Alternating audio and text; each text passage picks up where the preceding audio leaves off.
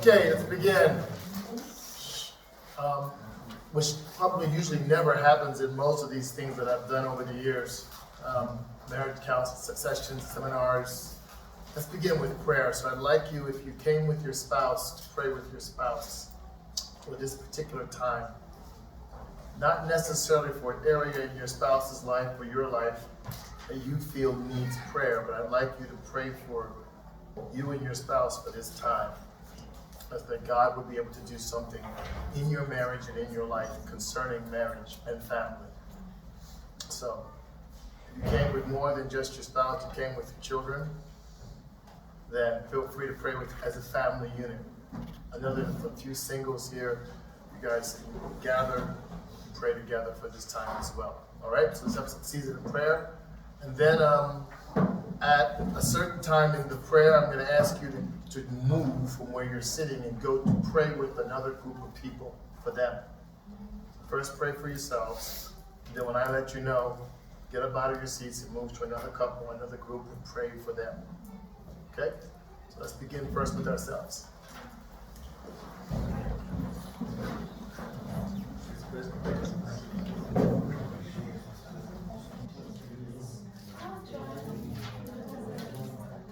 Amen. Okay, let's return back to our seats. My camera's going to fall focus.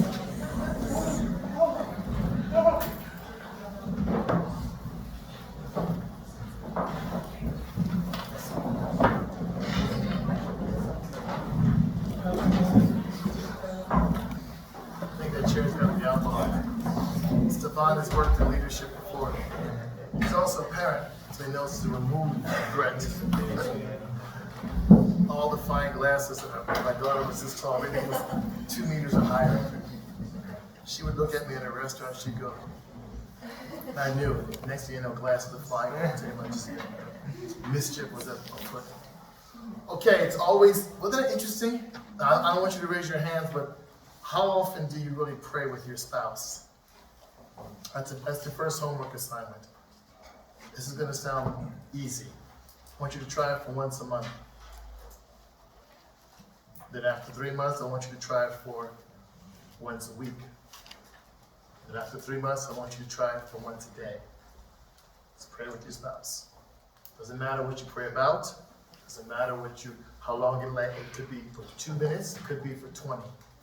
Cultivate the habit of praying with your spouse. Kind of hard to come out of prayer and argue. Prayer kind of turns down the heat a little bit. You know, you might walk in the presence of the pastor arguing, but you won't walk in the presence of God arguing. Once a month. That's an achievable goal. After 3 months, once a week. After 3 months, try once a day. I said once a day, some of you are like, oh. Now, some of you may already have an active prayer life together with your spouse. Great. But I don't make the assumption that we have enough prayer. I always err to the side that we don't pray enough. That's our beginning. That's a great way to begin when discussing our spouse and discussing our family as prayer. The first half, we'll talk a lot about marriage. The second half, we'll get into a family a little bit. If you have a Bible, and by the way, you're going to need paper for this today. You're going to need paper. Counting on trying to record me, God bless you with that. You're going to need paper. I'm going to have you write some things down. So if you don't have paper, take a minute right now and borrow paper from someone else. Borrow a pen. Arm yourself. This is interactive, by the way. I'm going to have you doing some things. Whoever needs pens and paper, raise your hand. Pastor Gerald will take care of you. Okay. Of course, everyone in the back needs paper and pens. We'll take a minute. All right. You'll need pens and paper. Okay. All right. And if you have a Bible, turn to Ephesians chapter 4, verse 20. Ephesians chapter 4. There's your pens. Okay.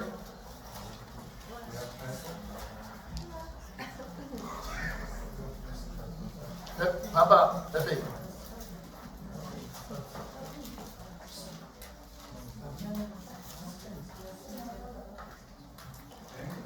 All right, got your paper, got your pens? If you have your Bibles, turn to Ephesians 4:29. Everybody got pens and paper now? Who needs paper? Raise your hand. Need paper. Good? Paper, pens? I'm gonna get the paper then. All right. You guys have pen and paper? I need to know. You need pen and paper. That's code for no. That's for now. After a big strong no.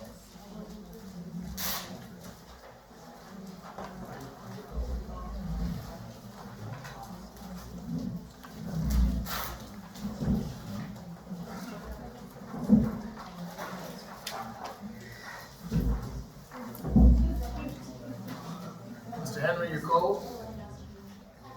Sorry, sir. I'll talk to God about it.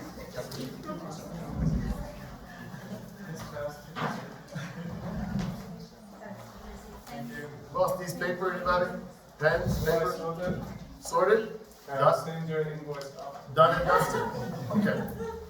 Ephesians chapter 4:29 says this. Paul is speaking from the prison. He says in verse 29, he gives kind of a litany of things to try to avoid.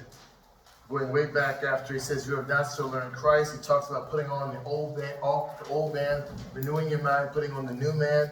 And then once you put on the new man, because you're walking in the Spirit, all of these things I'm going to say to you is achievable.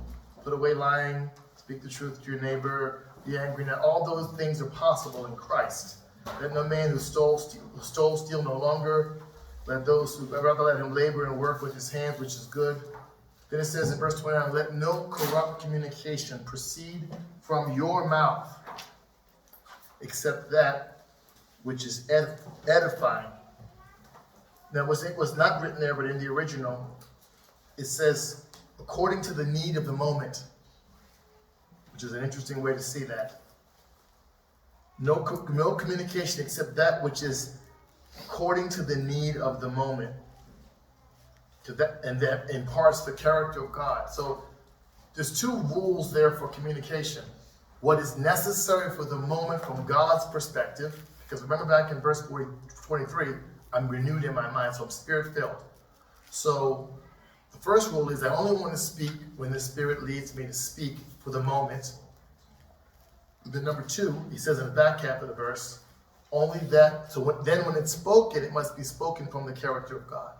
So Colossians 4:6 is gracious words. Okay?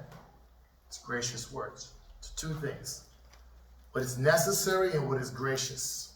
Those are the two rules Paul gives for communication. The word there for corrupt is interesting. It's a word that means let no harmful words. Sometimes the words we speak, we have no idea how powerful they are.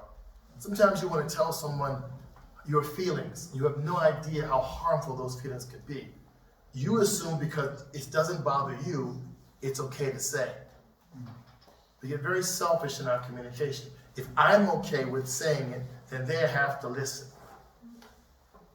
And many times we say harmful words that on our side of the ledger, it's fine, especially in our relationships, in our family, and in our marriage. We say words to our spouse that from our side of the argument, it's fine to say those words. We don't take into account who we're talking to. We're familiar with who we're talking to. We assume that what we're saying is acceptable. Okay? Another definition for corrupt. Unwholesome, worthless, abusive, corrupting, foul, evil, rotten, unprofitable. I may have permission to say it. They may be able to take it, but it might not be profitable. 1 Corinthians 10 verse 23 says all things are lawful, but all things are not profitable. A lot of things I can do that are not sin. There's a lot of things I can say to my spouse or my family that are not sin. But is it profitable? Is it profitable? What is the word for spiritual profit? Whenever we say something spiritually, is it spiritually profitable? Does it produce life? That's what it means. Spiritually profitable communication produces life in the listener.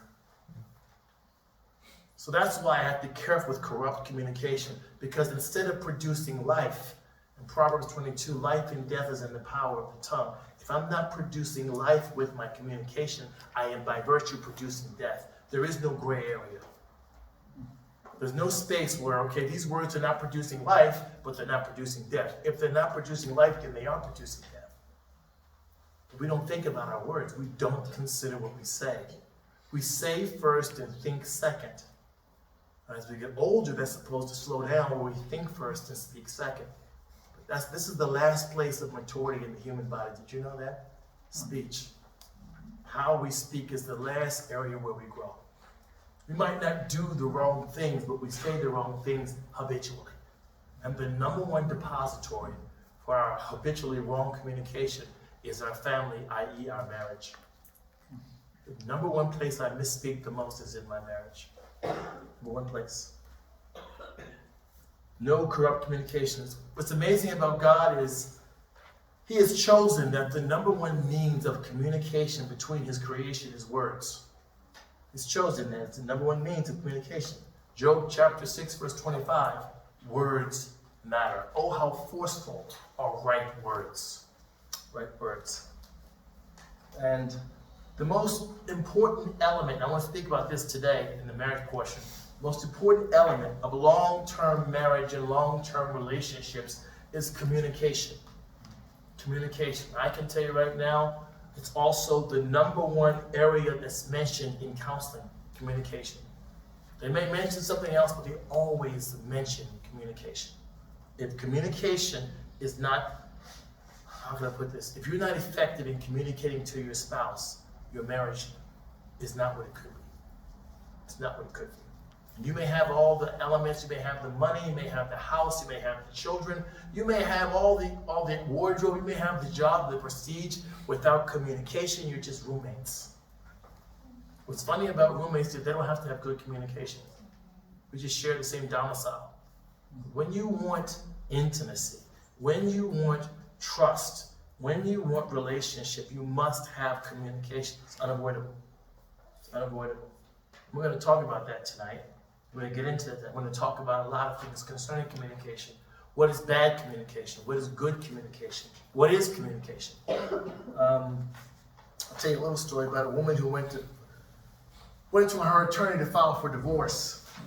And the attorney asked her, what grounds do you want divorce? Because you can't apply for divorce without having a reason. What are the grounds? He says, on what grounds? She says, about 2 acres. He says, no, I mean, do you have a grudge? She says, yes, I parked 2 cars in it. Then he shook his head and says, well, does the man beat you up? And she says, no, I let him sleep in. Finally, he's exasperated. He says, well, what's your problem? She says, we just can't communicate. Communication is interesting. How you to communicate. What is communication? It is the act of sending or receiving a clear message of information and feelings. The act of sending and receiving. See, communication is not just you talking. That's monologue. Communication is dialogue. Without dialogue, it's not communication. Okay? What's interesting about life in the Bible is you don't see a lot of dialogue in the early years. You don't see a lot of dialogue. In fact, in the relationship between Adam and Eve, you don't see dialogue until after the sin. After failure, you see dialogue. Interesting. But I'll say that again. It is the act of sending and receiving a clear message, which means if it's not clear, it's not communication. Which means that half the words you say to your spouse are not communication. Whether it's unclear because you're not clear, or it's unclear because they're not listening, if it's not clear, it's not communication. It's communication when I have clearly spoken and you have clearly heard me. Half of our battle is getting our spouse and myself to both pay attention to the conversation at hand. We'll get to that later. So again, sending and the act of sending and receiving a clear message, okay, containing information and feelings. It's not just information. but how I feel about what I'm saying. Not just what happened, but how I feel about it. Feelings are a gigantic part of information, but feelings are not all there is to communication, rather. Because a lot of times people just give you a lot of feelings. They give you 3 hours of passion and 2 hours, 1 minute of principle. You gotta have a good balance in your communication. If your communication is passion, passion, passion, passion, principle, you wore me out with your passion, so I have no capacity for your principle. That often happens in marital conversations, is that they begin with passion. They're heavy on emotion. They come in with frosting, 16 centimeters of frosting and a small sliver of cake. But I'm so walked out by all of your sugar, by the time you get to what you want to talk about, I'm not even listening. And you think that by giving the passion in the beginning, you think that that's going to get them to really respond. Unfortunately, you've wore them out, so the very thing you want them to talk, to connect with, they're done. They have a limited capacity. And write this down and don't forget this. All communication addresses capacity. Which is one of the key things you want to observe about your spouse is their capacity. You may have things you want to say to your spouse, but they have no capacity for it. So you are speaking to a wall. I've got 16 things I want to sort out in our marriage, and I barely have capacity for 2. So nothing is done. You try to cram those 16 in, and I'm looking at you, but I'm not listening. I'm looking, but I'm not listening. I'm just zoned out. So, it's feelings, and it's the proper balance of feelings and information, okay? It takes 2 to communicate.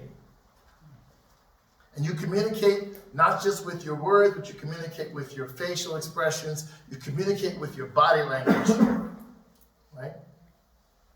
Let me give you 6 parts real quick. 6 parts with 6 messages that come through communication. Ready?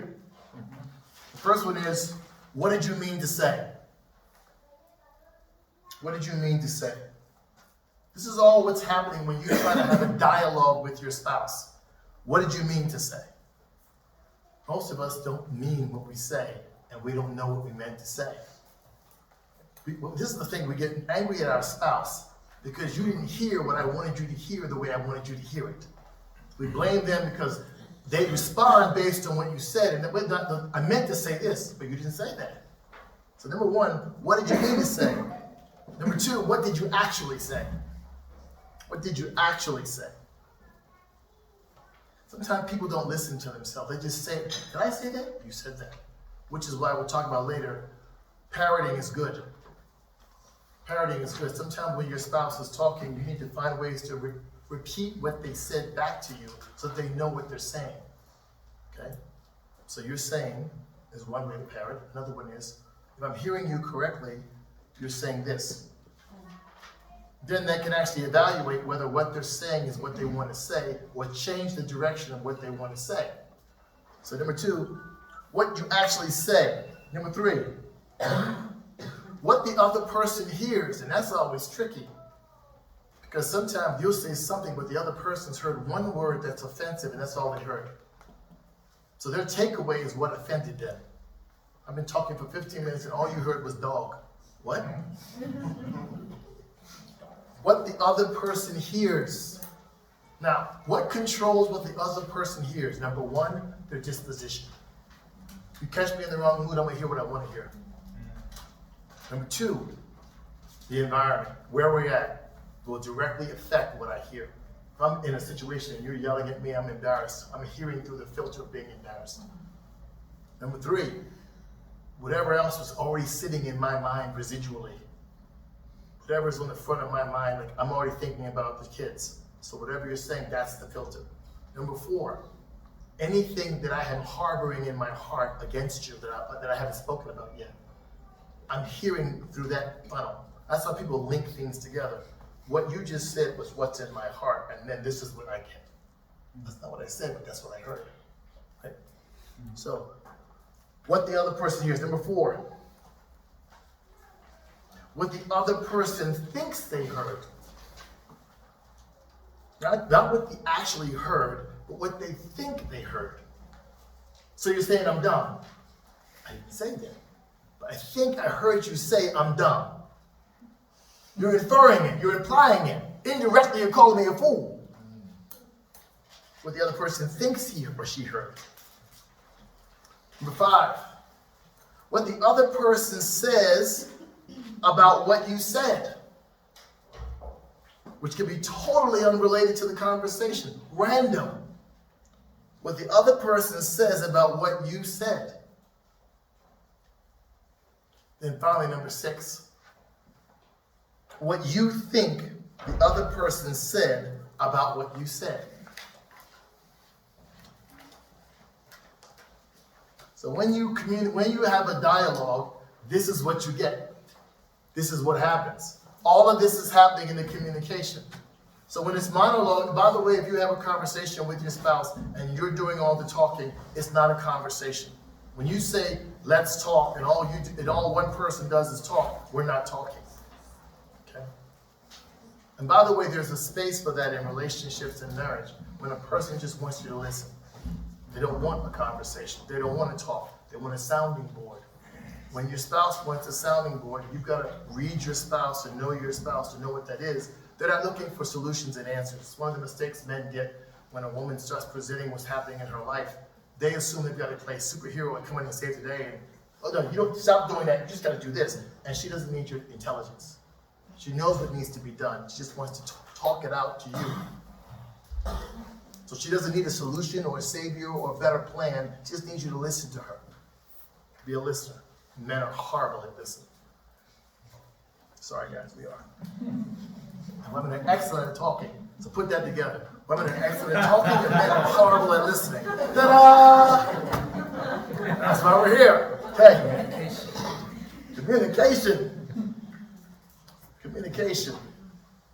Okay, so we have a definition of communication, which is the act of sending and receiving. Very, very important. Communication. Now I want to involve you here. This is going to be interactive. You're not going to listen to me monologue all this time. You have paper? Who doesn't have paper? Raise your hand. Who doesn't have paper? Raise your hand. Okay. Somebody get him paper. Okay. His wife will get him paper. That's called teamwork. Teamwork make a dream work. There it is. Okay. Now, that's what I'd like you to do. For you singles, you're going to be writing this to Jesus Christ. For all of the married, I'd like you to write a love letter to your spouse. I would like this love letter to be at least 200 words. Let me finish. I would like this love letter to speak about positive things. Whether when you first met, what you think about them, positive things. I do not want you to show this to your significant other. So write this without them. Don't copy, don't cheat. And you're not allowed to talk to another person about it. So ready, set, begin.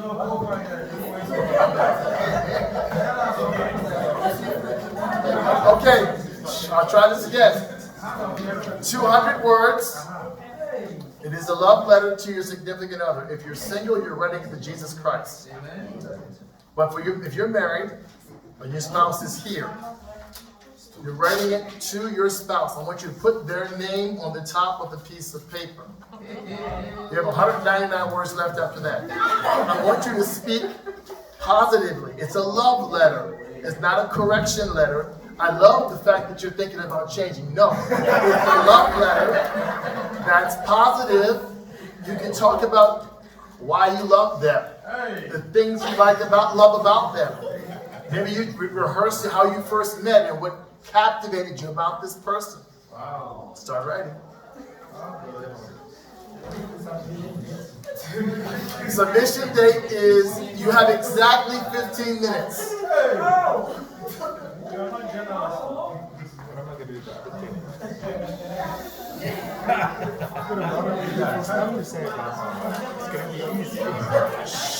But you don't need your mouth to write. If you need to write in a foreign language, do so.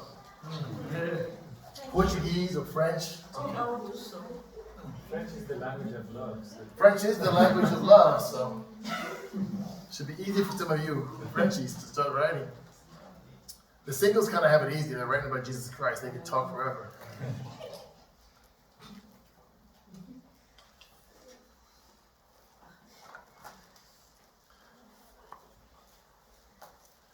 Has to be on paper. Can't use your phone. Not an email. It's a letter.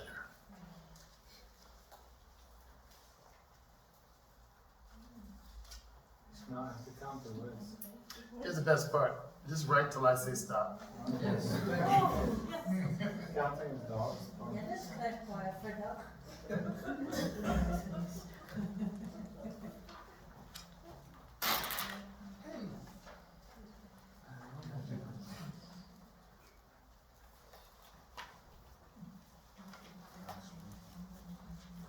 Pastor Edgar, stop cheating, sir. Don't jeopardize your ordination for a love letter.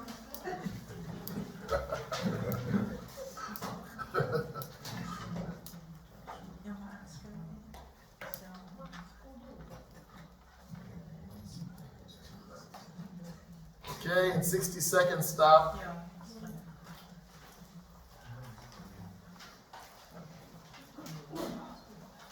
God bless whoever there was. Up to you.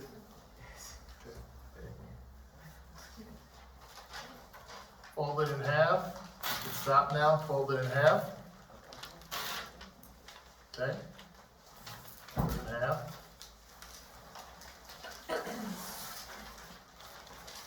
You can stop now. Finish your sentence. Add the extra verbs. Plenty of adjectives, of course. Don't forget the hearts. Lots of hyperboles. XOXOXO. Okay, wasn't that interesting? You just learned a lot about yourself. Now, here's what I'd like you to do. Give your love letter to your spouse. Switch. And by the way, what I want you to do, give it to your spouse and read each other's letters quietly. All the singles, you can exchange with a single. Buy the single exchange. Well, I'll say this. It's about you. I'll say this. The single is, if you wrote to Jesus, you've got nothing to be ashamed of.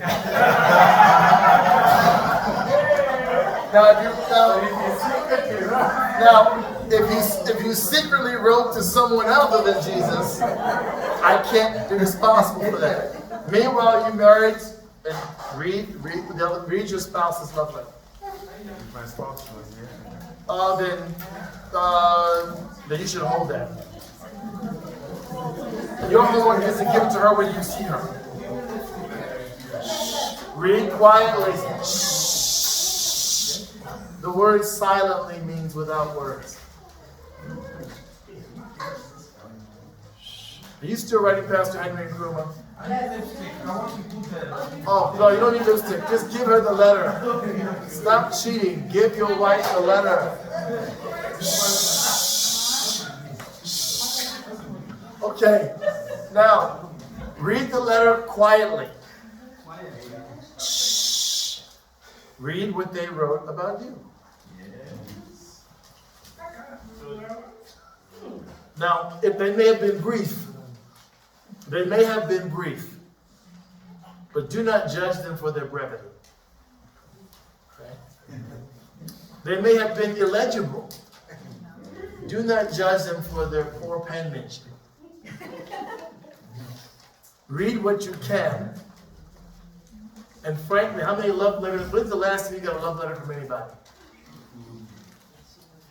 Now, the most significant person in your life just wrote a love letter. Think about that. Okay, don't read them together. Read them individually. Shh. Reading does not require lips to move. Sound should not protrude out of your mouth when you read. Okay. It's amazing what your spouse thinks of you, huh? Now, for the next 5 minutes, I want you to discuss with your spouse the letters. Welcome to communication. Talk to your spouse about what was written in the letters.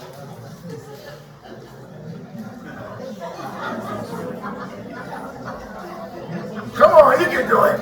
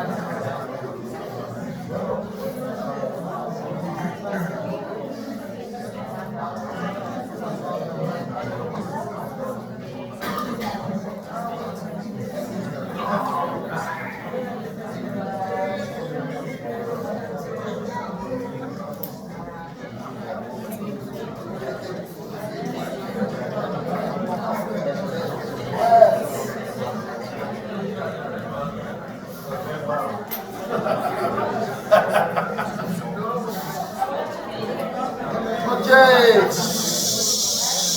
All right, help me out. Help me out here. This was what we call an exercise in unexpected intimacy. Communication is one of the best seeds for unexpected intimacy.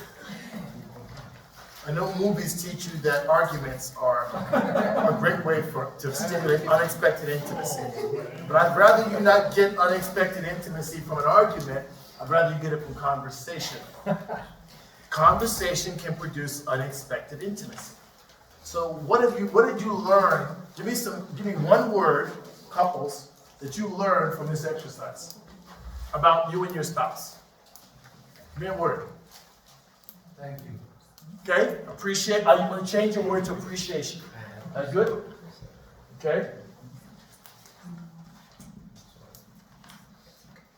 Give me another word. Another couple. Attention to detail. Attention. You know, I got a question. Before I get to hers, how many of you corrected your spouse's typos?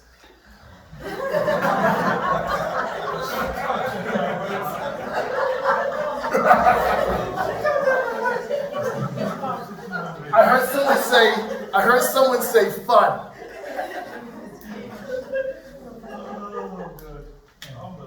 You know what's interesting about humans? We have text messages, we have computers, we have tablets, we have phones, but we love letters. Particularly handwritten letters. Computer generated, we burn. But a handwritten letter from your spouse, more often than not, you will save and remember. You'll remember that. Someone took the time to put pen to paper and think about it and write. Give me another word. What else did you learn? Revealing. And what else? I heard love from somebody. Love. I heard revealing. Yes. Because when you wrote this letter, you weren't sure who was going to see it. And then when you write something, you have to kind of explain what you wrote and talk about it. It's embarrassing a little bit, right? You were going to say? Recording memories. Memories. Yes. Anybody else? Yes, sir. Affirmation. Affirmation. Yes, that's beautiful. I like that. That is one of the things we hunger for in all of our relationships. Affirmation. Understanding. Understanding. You don't know how someone feels until they tell you about it, right? All right, two more. Genuineness. Genuineness. I like that word.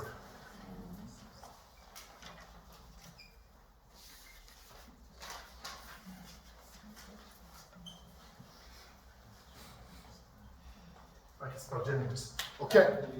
Value. Value. Interesting. Okay, we'll stop right there. Unexpected intimacy. Most of us look at communication and we always see unexpected conflict. Have you ever talked to your spouse and you were not looking for a fight? Somehow it became a fight. I don't care where you put your umbrella. Why would you put your umbrella there? Help her put her shoes on. I don't know how to do it. Why don't you put her shoes on? Why am I the one putting the shoes on when I clearly don't know how to put on the shoes? Do you have to park your car so close to mine so I can't get in? How come every time you use my car, there's no gas in it? You don't even tell me till I get in my car. Unexpected conflict. But communication can produce unexpected intimacy. Okay? But it's the right kind of communication. And notice I didn't say write a letter to your spouse. I said write a love letter. So the intent was clear. So the results were clear. Which means when you're in your communication, be careful of your intention. Because if you're confused about your intention, you shouldn't complain about the result. You can't lead with confusion and find order. Which is the second rule I gave you. The first rule I gave you was all communication considers capacity. Who am I talking to and what kind of capacity they have? Number two, second rule, all communication must have a purpose. First, Matthew chapter 12, verse 36. You will give an account as a Christian for every idle word. You know what the word idle there means? It means words that don't work. Lazy words. You ever say a sentence and you throw something on the end of it that has no use at all? Hey, let's go to the store, if they're even open. We're going to the store, that's it. There's no need to, the other part was unnecessary and nothing. We call it passing comments. And spouses are professional at it. We'll have conversations, and in the conversation, we make it pregnant with unnecessary idle words. Yeah, you gonna fix that? Like you always do. We just keep dropping words. Drop it down. And then the person goes like, what was that? What was that? Oh, nothing, it's a beautiful meal, unusually. So wait a minute. Be careful. Unexpected intimacy. All right, I'm going to talk about now 5 levels of communication, okay? These are basically, this is not fresh with me, these are John Powell's 5 levels of communication. The first one is cliched. Cliche, that's out here. This is your relationship, the key relationship with your spouse. Out here is cliches. Cliches are, how are you? How's it going? How was your day? What are you doing? What's amazing how much in our most intimate relationship on the earth, our spouse, we live on the furthest apex of communication. We use the least strongest communication the most with the strongest person in our life. We're very light with the most serious person. How much time do you live out here with you and your spouse, communication-wise? How are you? How is it going? As surface. And usually what you get back is fine. And gentlemen, if you've been married long enough, you know fine is a dangerous word. Fine. How are you going? Okay. See, you can't talk to your spouse like you talk to a stranger at a bus stop. And that becomes the whoop and wharf, the meat of your fellowship. So most of the time, you ever talk to your spouse all day and you begin out here. I've been away for a while, so we begin by staying away. I'm standing right beside you, but I'm standing out here. Automatically, you've reduced the relationship to hospitality, general hospitality. As if I'm edified, how was your day? Cliche. And most of the time when I'm really hurting, and I don't want to talk to you, you get this. You get that. Second level of communication. Facts. This is factual conversation. This is the next level in. We just kind of give information. We don't give any self-revelation, nothing personal, just facts as we see them. Hey, how you doing? It's cold outside. Cold outside. Sunny, huh? Yeah, I've been working hard all day. Cold. I feel close to you. Tell me more. It's Monday. It's 7:55. Yeah. The kind of stuff that your phone reminds you about. Proceed to the root. Again, most of our relationships with our spouse, we live here. So then when it gets serious, this becomes weaponized. When I want to push you away, I weaponize you with facts and cliches. So we live out here for hours and never get anything solved. We never resolve anything. We never find what's going on in the other person's life. We live, breathe, and die with cliches and facts. We don't have any, that's why we don't get anywhere. That's why it takes 4 hours to get to the point. And we bathe this in passion and emotions. Cliches, facts, wrapped in emotions. Which comes to the next level. Philosophical. Now we're starting to get somewhere. But now we're going to get in trouble. Philosophy.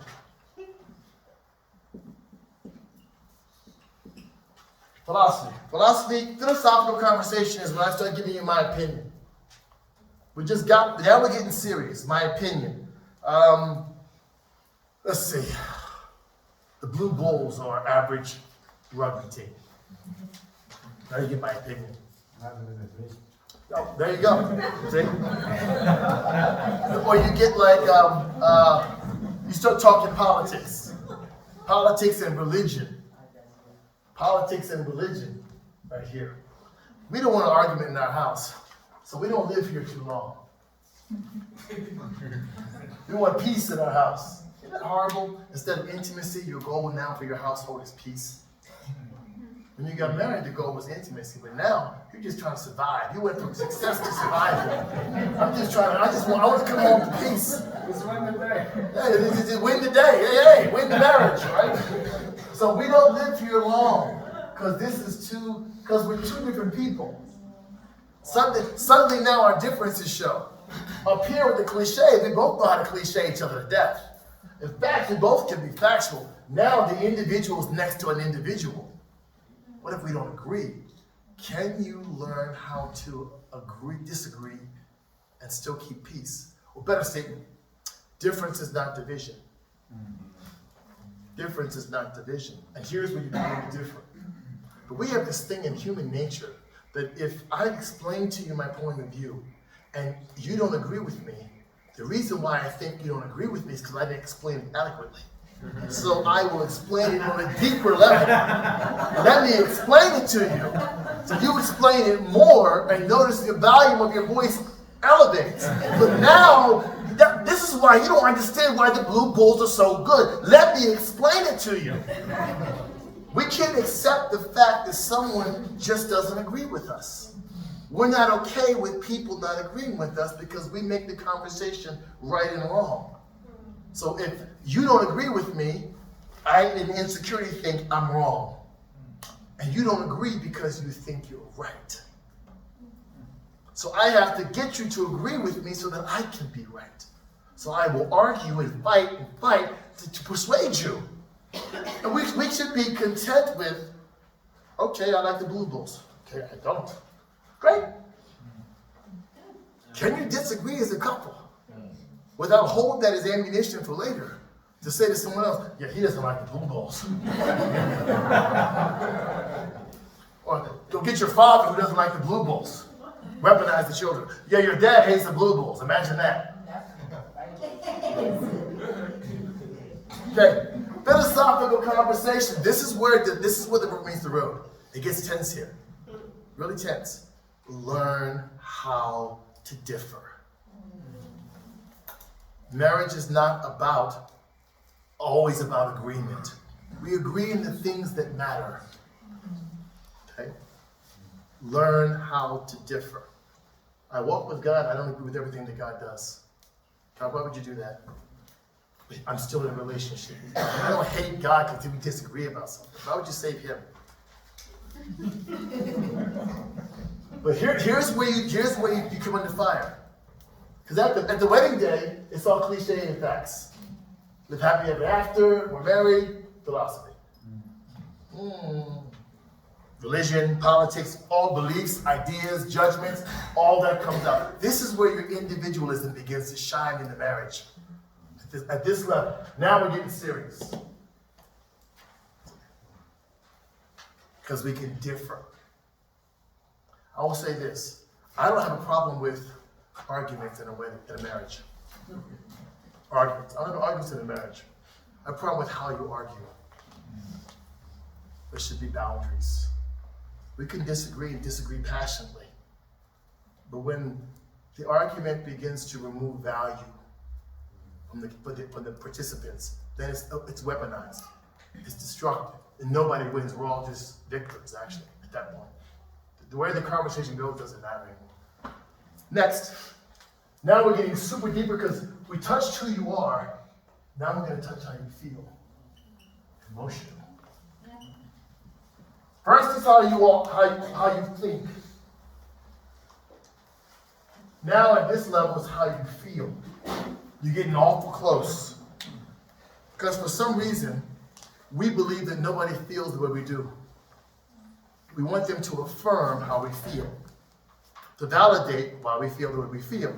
So I need you to affirm that how I feel is right. Because nothing's worse than when someone tells you the way you feel is wrong. Have you noticed that? You can't stand when someone says, no, the way you feel is improper, it's not right. Because we're married to our feelings. We're 2 feet in. And you can be passionately incorrect. You can be sincerely wrong. Especially in your marriage. And that's a good thing to be able to do. Admit to your spouse when you're wrong.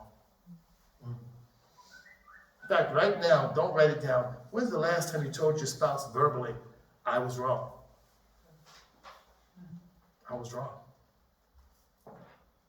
There's a reason why you don't use those words. Because you don't believe you are. You don't believe you are. You can't get there. Now we're getting serious. Exactly. Now you can hurt me. You get me angry here, I can break down here. Then finally, this is the deepest one. How I think, how I feel, who I am. Intimate. Intimate conversation. Let me tell you what intimate looks like. Husband and wife can tell each other the truth about everything, but not being transparent, but they can be authentic. Be authentic. This kind of communication is marriage changing. Wow. Marriage changing. At this level, your marriage is going to take leaps and bounds or several steps back. It's intimate. Here's an intimate comment. I only married you because I thought you could take care of me.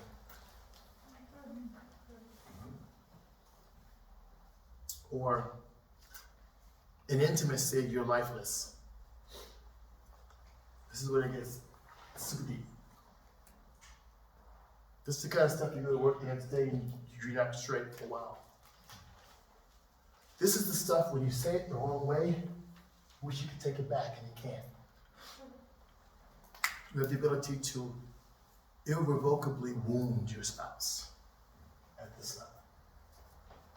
I can write this off as a bad day, or just my past, or my history, or my point of view, but here, I have the greatest potential to wound, or hurt, or build my spouse here. But ironically enough, we live here the least with our spouse. Some of the words you used on your love letter were from here. And the reason why you were uncomfortable using them is because you rarely use them. You rarely use them. Some of you were embarrassed to even go there. How often do you go there? Most of the words your spouse needs to hear on a consistent basis, they never hear. But all the words that they don't really need to hear, the cliches, the facts, the philosophies, we lather that on like soap. When we get angry, you get this. I don't get too much of this. Don't write this down, but think about it. Take a second. Think of now that I've described it, what was the last intimate sentence or comment you got from your spouse in this area?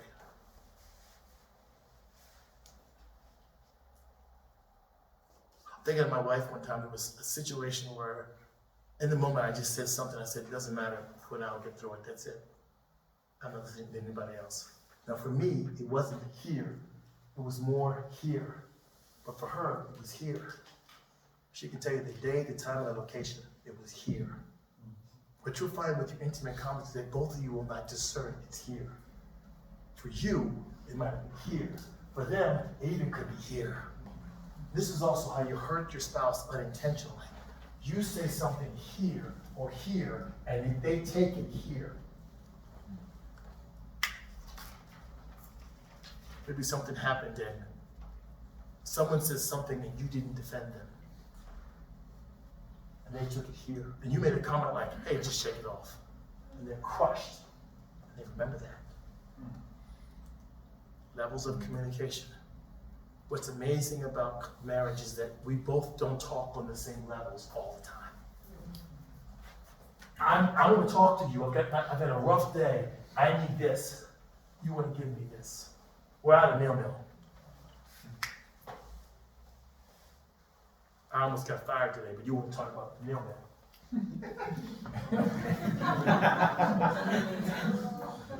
You want information. I want intimacy.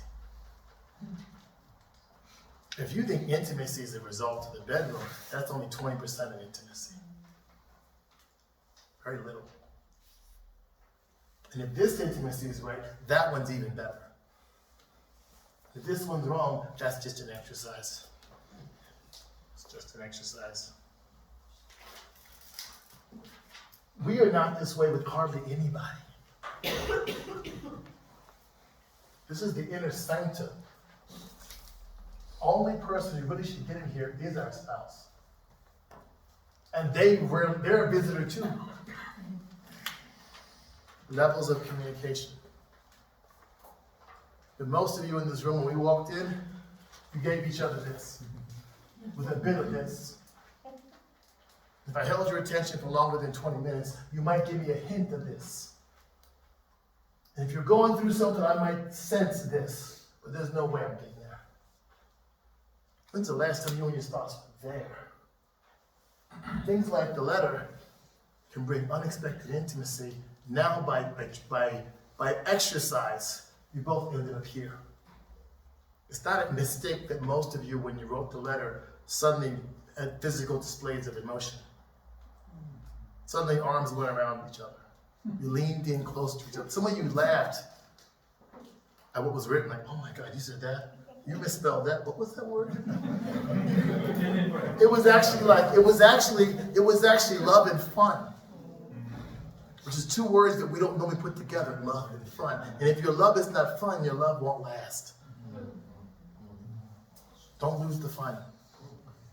Learn how to laugh at each other and yourselves. But you can't laugh at each other till you learn how to laugh at yourself. You're not super wife or super husband. Don't take yourself so seriously. Right?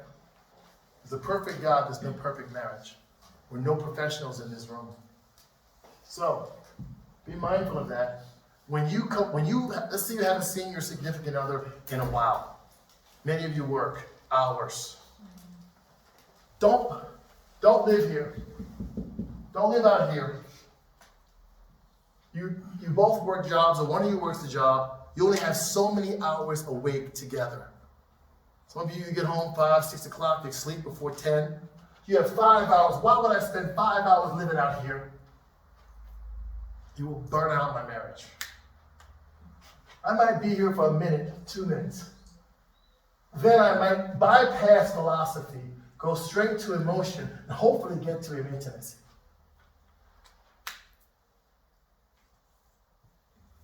We mentioned this the other day. 5 for 5 rule. 5 touches a day. 5 touches a day with your spouse. Starting in the beginning of the morning, 5 a day. That could be a kiss, be a hug, that could be an arm touch, that could be a text, 5 a day. Because if you do the 5 for 5, you'll get past this. Answer your question, when you pray to God, are we living out here? We're running like crazy to here. We're living in 4 and 5. We're not thinking 3, 2, and 1. That's hyperbole. God, I'm in trouble. God, I love you. We're living here. Worship can teach you how to love your spouse. It teaches you how to live in here. Because up here, they're the same lady and the same guy selling you green peppers down the street. You only have, really, in most average working married couples, you have less than 6 hours a day waking together on your work week. Get up and go, work all day, 8 hours minimum, get home, traffic, driving, moving, getting home, 6 hours, talk about 6 times 5 is 30 in a week. And you count your weekend, but you got so much to do on the weekends, right? If you have 15 hours in the weekend together, it's a miracle. Let's put that together. 15 in the weekend, 30 during the week. What is that? 45. How many hours are there in a week? 168.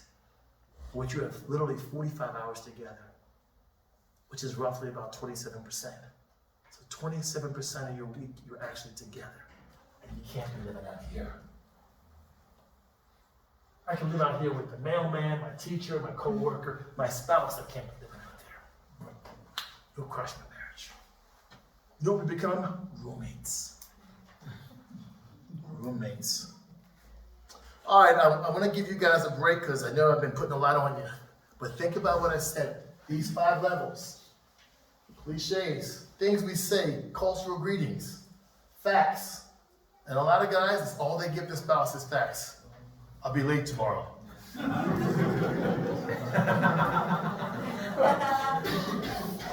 The landlord came by today. I need new shoes. We gotta pay school fees. Your daughter was bad today. We can't live out here. If we sit together at dinner, all of a sudden, did you hear what they said about, what the agency said about? Stop living out here. Like some kind of turn your dinner table to a talk show. So you're right here in philosophy. Going to war. And then here's the problem. Instead of emotions leading you to intimacy, emotions lead you to war because philosophy becomes emotional because you each take your sides of the table. So you turn your emotions the wrong way. So we never get here. We go to bed angry. With an ice wall between us and them. And there's nothing worse than sleeping with the enemy. Nothing worse. You take it out on your spouse and you're like this. Or you try to fake one. And then, usually the woman, are you awake? No. And then she's like, then why did you speak? You brought on yourselves because you built the house, and the 6 hours of fellowship you had, you decided to fight philosophy. You became Albert Einstein all of a sudden in here. I haven't seen you all day. You want to go to, let's talk about it. With that meditation, let's take a break here. There's snacks and coffee and drinks outside. I'll see you in 15 minutes. Spend some time with another couple. Don't just you and your husband or wife or you're single, just be by yourself. And don't isolate, relate. See you in 15 minutes.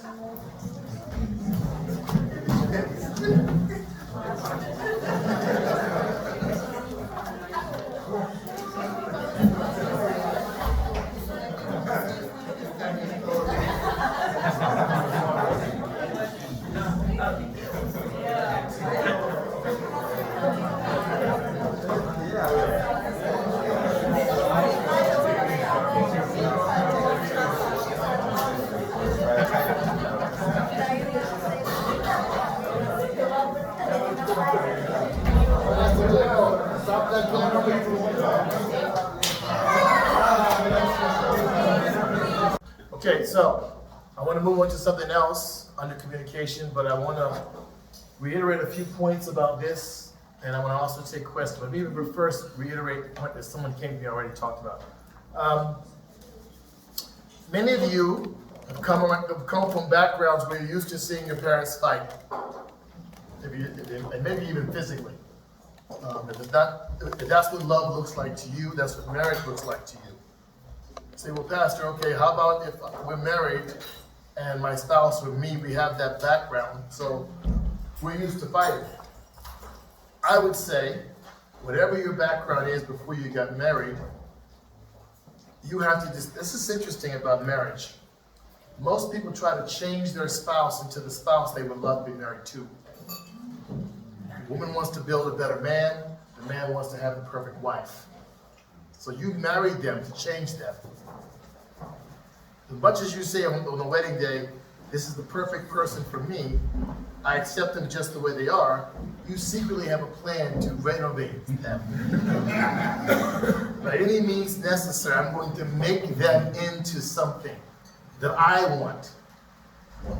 And you'll say out of your mouth, nobody's perfect, meanwhile you're trying to build the perfect spouse. I would say, rather than trying to change your spouse into the person you want them to be, decide the kind of spouse you want to be, and be that. Don't change them. Decide, you're not going to be that. You have to make a decision what kind of wife you want to be. Then be that. And don't worry about changing the other person. Decide who you're going to be. Decide what kind of husband you're going to be. So if you say, okay, I'm not going to be a husband that lives out here with ones and the twos, I'm going to get down and dirty with, I'm not scared of the 5. And the 3 is important, but not that important. And I want to use my 4 carefully. I want to target my emotions. My emotions are not designed to target themselves. My emotions are designed to be targeted. There's a mindset behind my feelings. If I'm going to be angry, I want to decide why I'm angry and how long. I want to be angry for a reason. If I'm going to be hurt, okay, I'm hurt. Why? And be clear about it. Okay? So, emotions were never designed by God to decide anything. And when you're emotional, you rarely think well. So, when you decide to be emotional, know your best thoughts, the best of you is not coming out when you're emotional. Right? You're not lucid. You're not clear. You're not intelligent when you're emotional. Highly emotional. So, if you know you're emotional, don't make major life decisions. More often than not, you will regret them. So use this very carefully. Emotions are a tool, an instrument to express how you feel. But they're not the mind to decide anything. Emotions don't decide, they react. They react to stimuli. Right? And your philosophy, as personal as it may be frankly wrong. Or it might be right, but it's just yours. No one has to agree with you. No one has to agree with you. It's okay. And it could be right and no one has to agree with you. But here, be in here for the right reasons. Not to hurt, but to help, but to connect. This is where the real connection happens. So, let's say you say, well, my wife wants to fight all the time. You don't have to fight. It takes 2 to fight. Always remember that.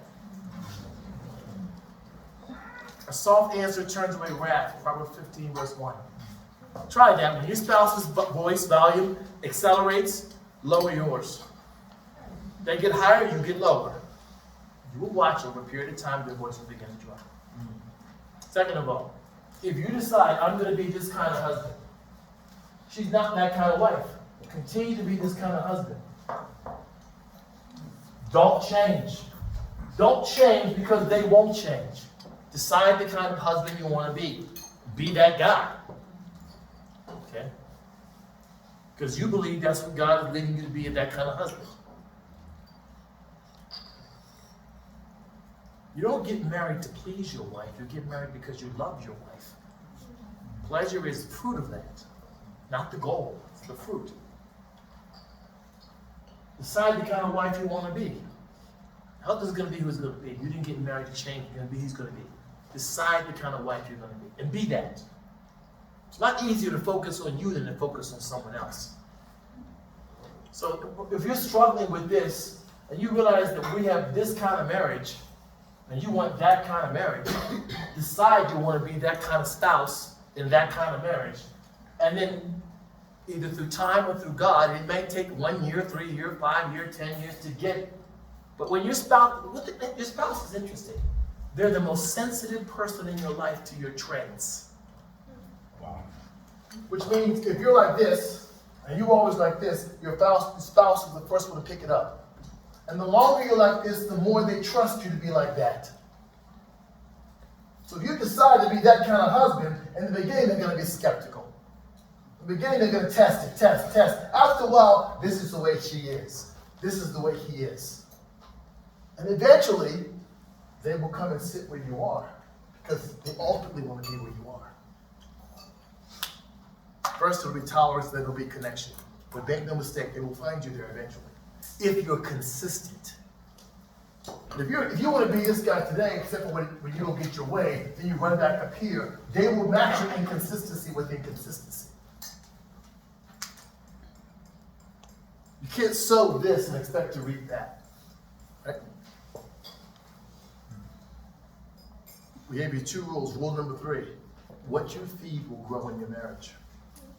What you feed into it will grow. You feed suspicion, you'll grow suspicion. You feed insecurity, you'll grow insecurity. You feed passivity, you'll grow passivity. What you feed will grow. While the three of us are eating, let's take some questions. For a few minutes anyway. Then I have another exercise for you. This is going to be slightly more intimate than the previous one. Yes, ma'am. I just want to know attachment styles. How does that impact with intimate attachment styles? Attachment styles is when it's developed in your early childhood. Yes. Phase out. I would say attachment styles is similar to what one man classifies almost as love languages. Like the way you're used to being, Yes. the way you personally as an individual appreciate being affirmed, loved, your style of affection. First of all, your spouse is going to discover that. I would say as far as this is concerned, this is primarily connected to communication and primarily verbal. But there's a lot of nonverbal communication. We talked about that earlier. I would say, remember we said that all communication is based on capacity? Inside capacity would be attachment styles. I learned that you're nonverbal, but you prefer presence. So your attachment style is you feel better when I'm with you. Like if you're in the house with me and I'm in the kitchen and you're in the living room, you're not comfortable. But if you're in the house with me and some wives will make their husband sit right there on the couch beside them, and because that's their attachment style. I need to be with you. Or sometimes you'll see PDAs, public displays of affection. Some guys, particularly South Africa is growing in this. The rest of Africa is not so keen on PDAs. African men, a lot of African men will walk and their wife walks 8 steps behind them. But in South Africa, we got a bit of a European affection here. The European influence is very strong here, which is why South African couples can hold hands in public. They can have, I saw one grandma and grandfather today. I almost fell out laughing.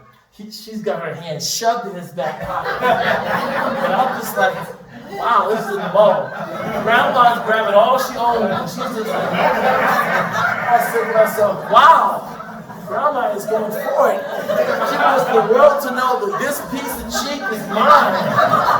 And she's in his pocket, deep. I said, she's got to be 68, 72. The love is real. So for some people, they need to feel.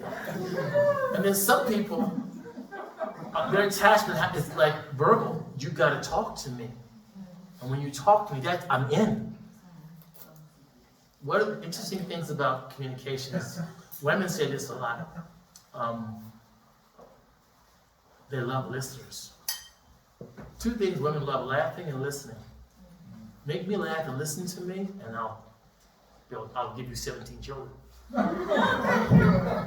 That is a little bit of cliche in there, but anyway, the point I'm making is, she's right, it factors in, but it goes into capacity, which goes into learning your spouse. You should study your spouse.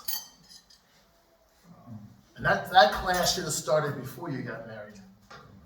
You should have been observing the individual that they are. Who are their friends? Where is their fun? You should be studying your person you're going to spend the rest of your life with. Because it's going to impact drastically the way you communicate to them. Now, they're going to give you their history. But their history is what happened to them. Who they are is how they responded to their history. So the history is not enough. They said, this happened to me. Okay? It might explain some things, but some things happened in your history that didn't change you at all. So I'm looking at what you responded to. That's who you are. This is you. Okay. And not to criticize you, but to recognize, okay, like when he's got or she's got areas that you know are sensitive, you don't put your finger on that. Love doesn't hunt weakness. Love does not hunt weakness. Sometimes, and this is what goes back to what I said earlier about learning how to argue. I don't want to win the argument by disabling the arguer. I'm going to say something that will hurt you to win the argument. I'm making a point. My point is correct. You can't defeat my point. So you say something hurtful to make me say something hurtful, then that becomes the argument instead of the original point because you were winning. So we'll get to that maybe today, maybe not today, learning how to argue. I think I touched this about 9 years ago. Who remembers the NRW? Not right now? Yeah, I gave 26 points on how to argue. And also tomorrow in the Mapas, we'll talk more about communication and conflict resolution. We'll talk about that and do some exercises over there in the Mapas tomorrow. Okay, so who's still eating? I'll take 2 more questions and we'll get to the next point. Yes, sir. You get people who are introvert and extrovert. Yes. If they are a couple. Okay. Also, completely different sort of personalities. Okay. You often hear the viewpoint that different people work together better. But maybe that's not always right. I agree with you. We're paraphrasing what he just said. You've heard the expression opposites attract. I'm an introvert, great, she's an extrovert. Or I'm this personality, I'm aggressive, they're passive. That's not always true. Any more than the marriage won't work because we're the same person. That's not always true. It's not about who I am as an individual that makes the marriage work. Okay? Who I am as an individual just speaks about how the other person has to minister to them. Because there's no 2 people that are exactly alike. Okay? We might both be introverts, but 2 different types of introverts. I might be a private introvert, I might be a social introvert with all kind of introversions. And then extroverts, like, okay, I'm good in front of people, but not close up to people. So there's no perfect yin and yang. There's no perfect, that's where that comes from anyway. That's all existential thinking anyway. So that's where that comes from. It's not true.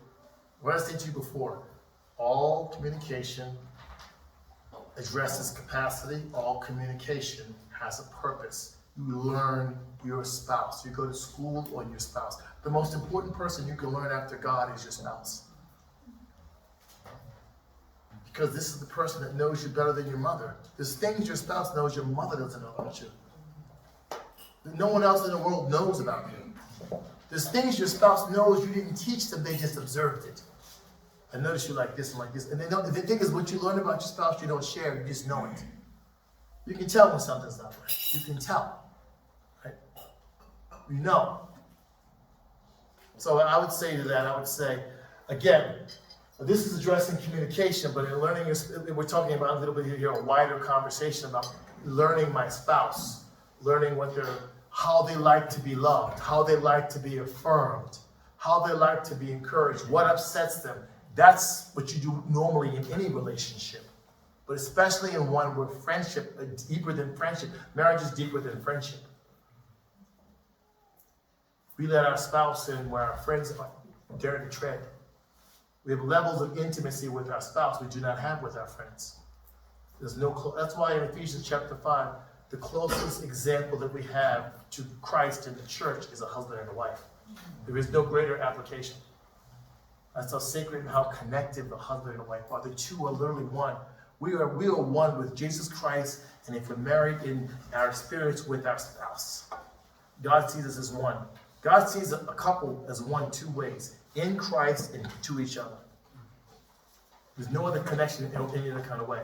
And even your connection in the body of Christ is not the same as a husband and a wife. It's just a different variance, which is why he picked that, to be exactly similar and not the same. Us in Christ, husband and wife. Okay, another question?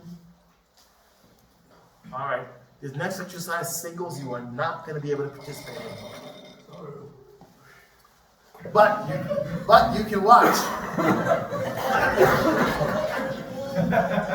All right. So where did we end up at? We ended up here at intimate, right?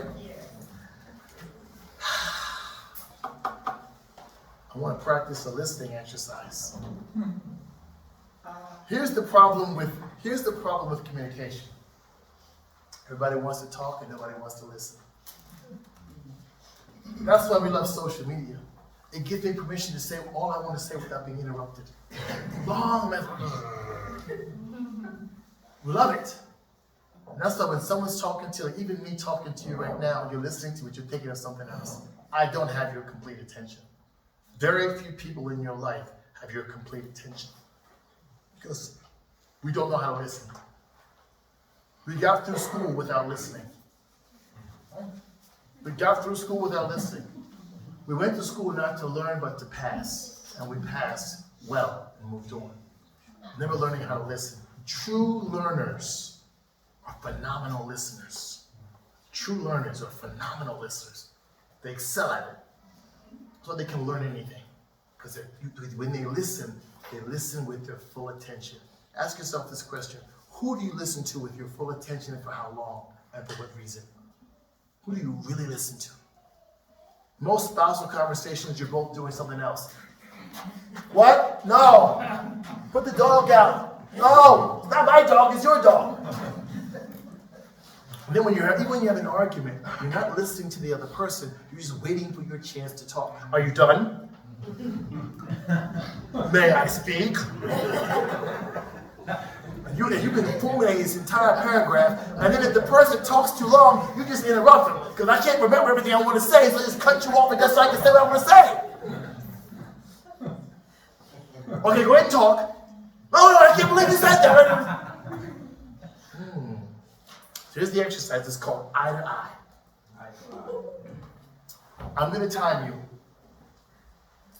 And look your spouse directly in the face. Face to face. Eye to eye. 6 centimeters between you. Now, one of you gets to express whatever you want to say, uninterrupted for 3 minutes. And the other person has to look them straight in the eye and listen for 3 minutes. Then you switch. Then the other person talks for 3 minutes, and you again, eye to eye. I don't mean the forehead, I don't mean the nose, I mean eye to eye.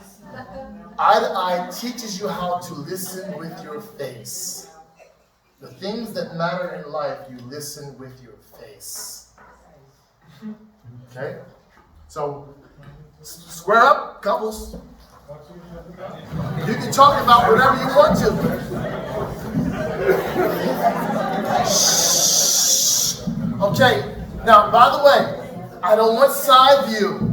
I want face to face. Turn your chairs around and face to face. All right. Now, wait. It starts when I say go. Decide who's going to talk first. And when I say go, you go. Ready? Shh. Let me know when you're ready. I'm going to time you. Ready? All right, wait. Don't start talking. Shh. Don't talk yet. Ready? Set. I'm making sure you guys looking face to face. Go. Start talking. Time. Okay. Now, that was pretty interesting, huh? That was difficult. Shh. Okay, now, Can we dim the lights a bit? switch. Now, some of you are getting here quickly. They're getting here quickly. All right, now switch. Remember, you can't say anything. Ready, set, go.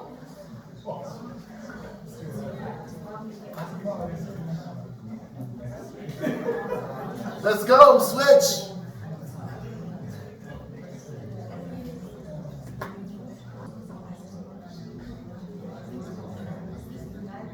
Time. All right. All right.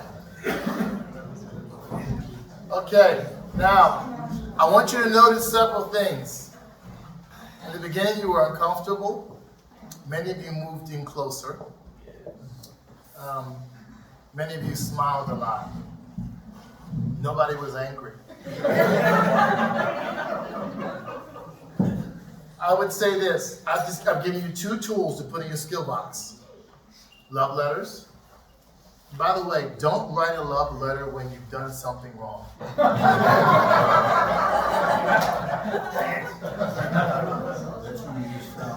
The best way to bless your spouse is when you don't have a reason to bless your spouse. Write the love letter, or when you're thinking about your spouse in a moment and you're sensitive to the spirit, write what God gives you and hold it. Read it again later. It's what you want to say. Keep it again. Hold it. When you really feel comfortable with what you've written, when God tells you, give it to him. Or be very creative and mail it to the house. Addressed to them. They open it up and then they read it. That's 10 birthdays right there. Second skill I just gave you. When you feel, instead of telling your spouse, and we have ways of communicating with our spouse when we feel distant. We walk over, we kind of grab their arm, we pull them close, we rub. When you feel distant from your spouse, ask, can I talk to you? Or ask a question, and then lean in, look right in their face when they answer. Create the face, the eye to eye. Create the eye to eye. Okay? When you have a specifically serious subject that you know could be potentially volatile, have it as an eye-to-eye conversation.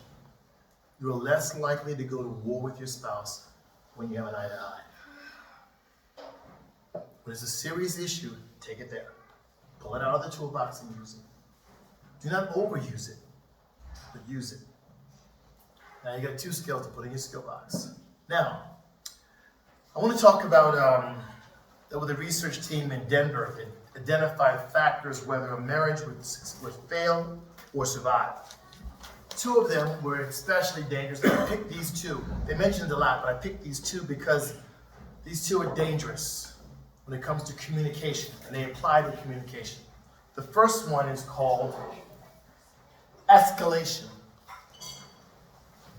Escalation.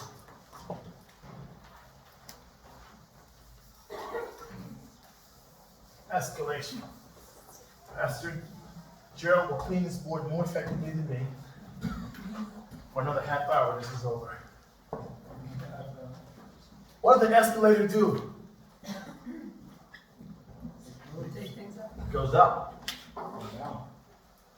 No one escalates better than your spouse because they have all the ammunition. They got the receipts. They know where the bodies are buried. They know how to escalate. They know how to escalate. They can pull things from your past that you shared, things from your shared past that you've experienced, mistakes that you've made, things you both have witnessed, and things that have nothing to do with you, in an effort to escalate. And usually escalation happens when someone says something negative. Okay? It's usually what happens. And then your spouse will always do what? Respond in kind.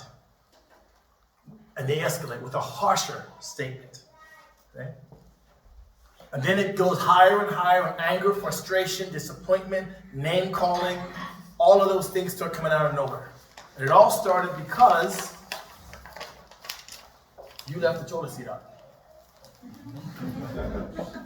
And now you're sleeping with the enemy. Just like that. And it's a natural thing to escalate. Whenever you feel attacked, what do? You defend. You defend.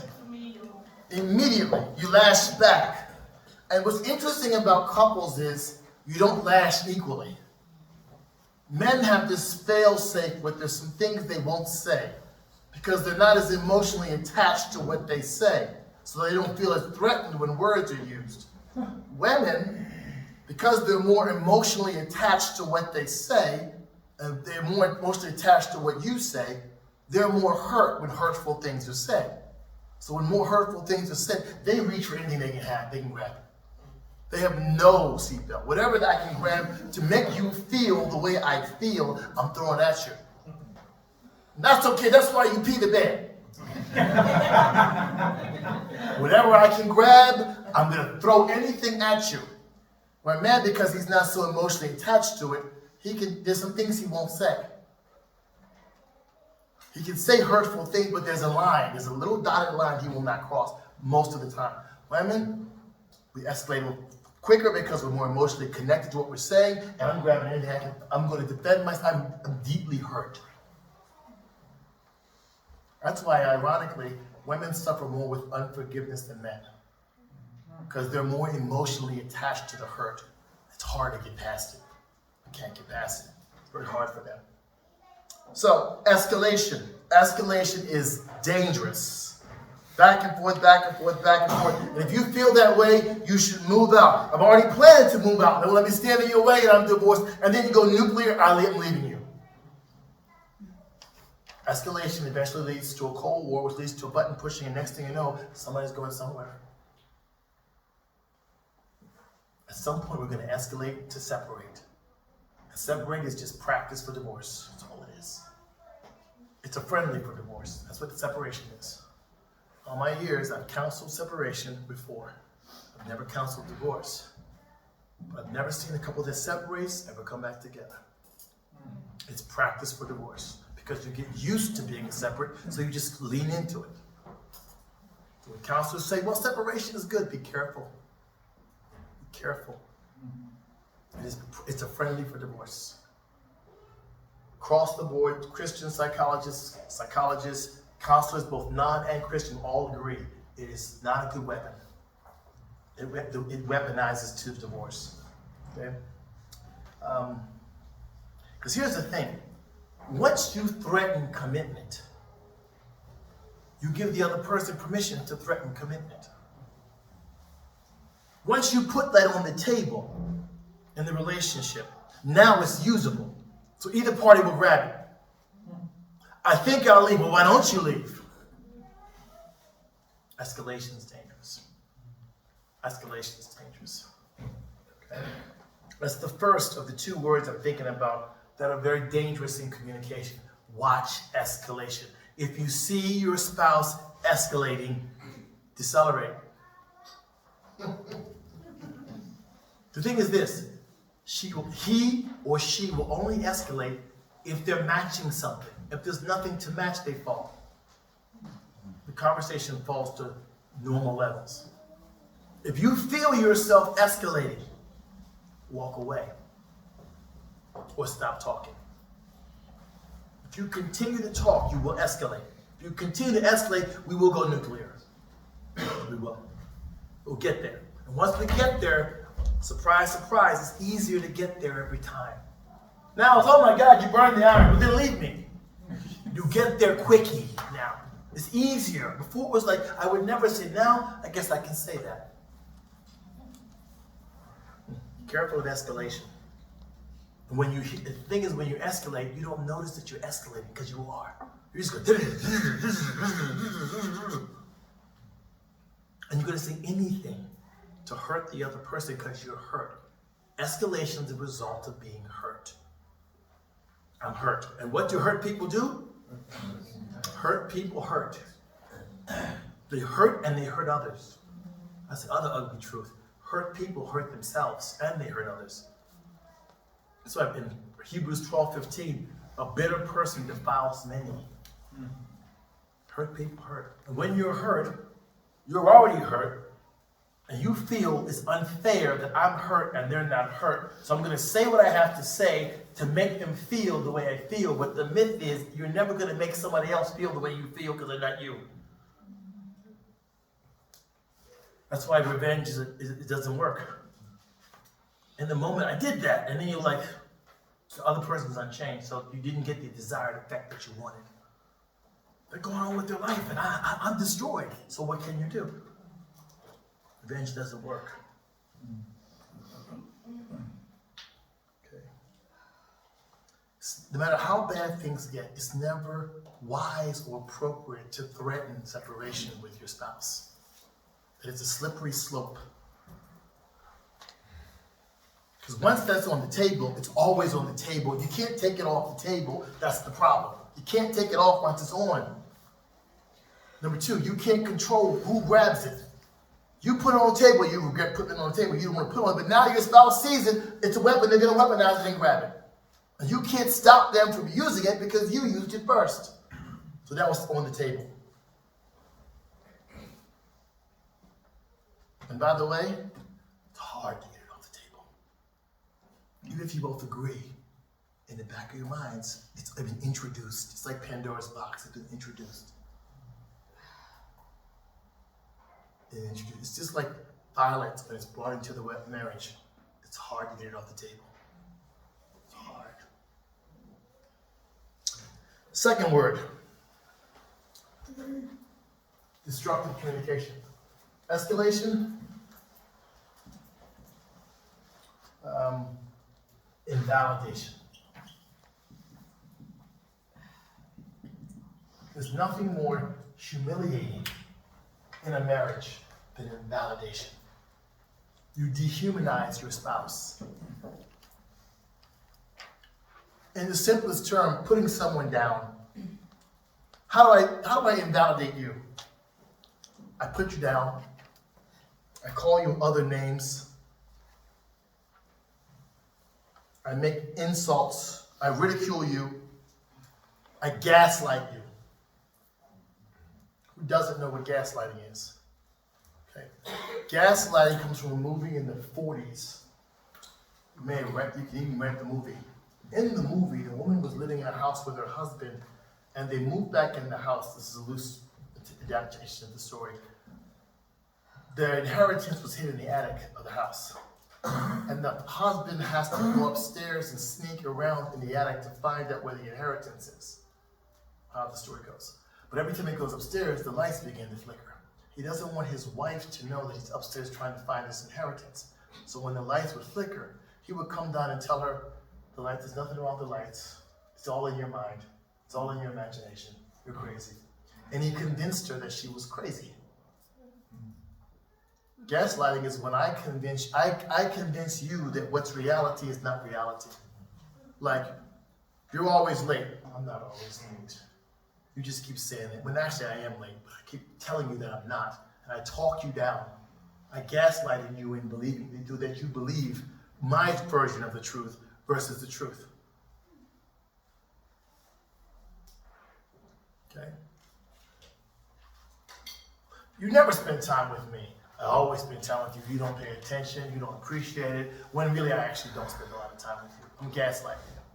I'm invalidating you and your point of view and your reality. When you get into a conflict, invalidation is one of the worst weapons to use. Because you entered the conversation as equals. You entered the conversation as husband and wife. But once you get in the conversation, in order to win the argument, you're willing to sacrifice your spouse in their identity in the conversation to win the argument. What you don't realize is because the two are one, you're really hurting yourself. Attacking your spouse is attacking yourself. In the eyes of God, you're beating yourself up. It's marital suicide when you begin to attack your spouse. Invalidation. We do it all the time. We do it with humor. jokes about our spouse at their expense, foolish jesting, sarcasm, belittling things, things that remove value, publicly and privately. And by the way, if you invalidate privately, you will eventually begin to invalidate publicly. If you're removing value in the confines of your house, eventually when you get outside in front of people, you will invalidate your spouse. And then eventually, she's not worthy of intimacy. She gets this, and she gets this even up here at number 1, she gets this at a negative motivation. And instead of having dialogue now, most of your communication will be monologue. You belittling her. First, you belittle him or her in the conflict, but eventually, it becomes something you use regularly. There is no conflict, yet you continue to invalidate her. I'm thinking of a couple that I counseled in a certain part of Africa, and the wife couldn't have kids. And this is Africa, so the husband's family invalidated her as a woman because she couldn't have kids. They went on, before I got involved, 2 years. They brought me in for marriage counseling. Unfortunately, too late, because 6 months before I got in, the husband joined his family in invalidating her. He sided with his family about her and her inability to have kids. I got in at the 2-year mark of this problem, and I noticed something that happened that made this relationship unsalvageable. Invalidation leads to indifference. When you have been invalidated to such an extent that your very identity is stripped and removed, your defense mechanism so that you cannot be hurt anymore is to be indifferent about the relationship. It's a thin layer of I don't care. And you practice it so much, you stop caring about everything. You become numb in the relationship. And she became numb. So I would sit with them, and to the husband's credit, he caught it, but he caught it late. He said, you know, Pastor, and I've only had 2 couples that I've ever counseled where the man has said to me, or the woman has said to me, it's my fault. Very few times in marital counseling does someone come in and say, I'm wrong. They all come in and say, they need to change. That person is horrible. They need to change, and that's why we're here. He came in and said, I'm wrong. I said, okay, God can do something here. He's actually humble. He's admitting he's wrong. We haven't even got deep into this, but 3rd session, he says, Pastor, I'm just wrong. I realized I should never have sided with my family against my wife. Too late. She got indifferent. She's like, Pastor, I'm just done. I don't hate him. I don't love him. I'm done with him. That's what indifference says. Indifference says, at least when I hate you, there's a measure of feeling about you. I feel a kind of certain way about you. When I'm indifferent, I don't feel anything about you. I'm just cold. I no longer get upset. I no longer get happy. I'm emotionless. I'm just cold. So, escalation usually leads to invalidation, which almost always leads to indifference if it gets that far. And when you're indifferent, you may stay married, you may not stay married, but you become, I call a marital zombie. You're just there. Whatever you want, it's fine. I don't care. It doesn't matter. Arguments are one-sided because I'm not saying anything back. I'm just done. I'm just done. You want the, no. Done. Validation.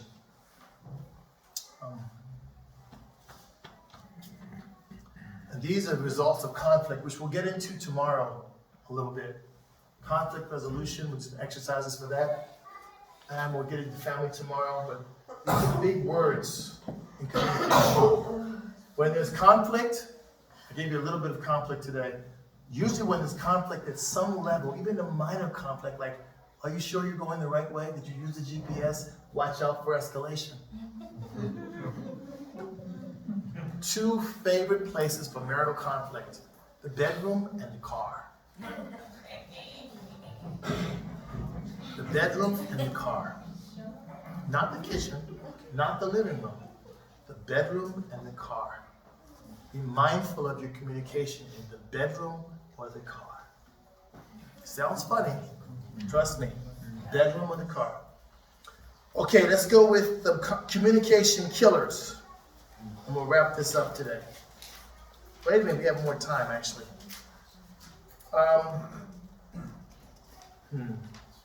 I want to do this.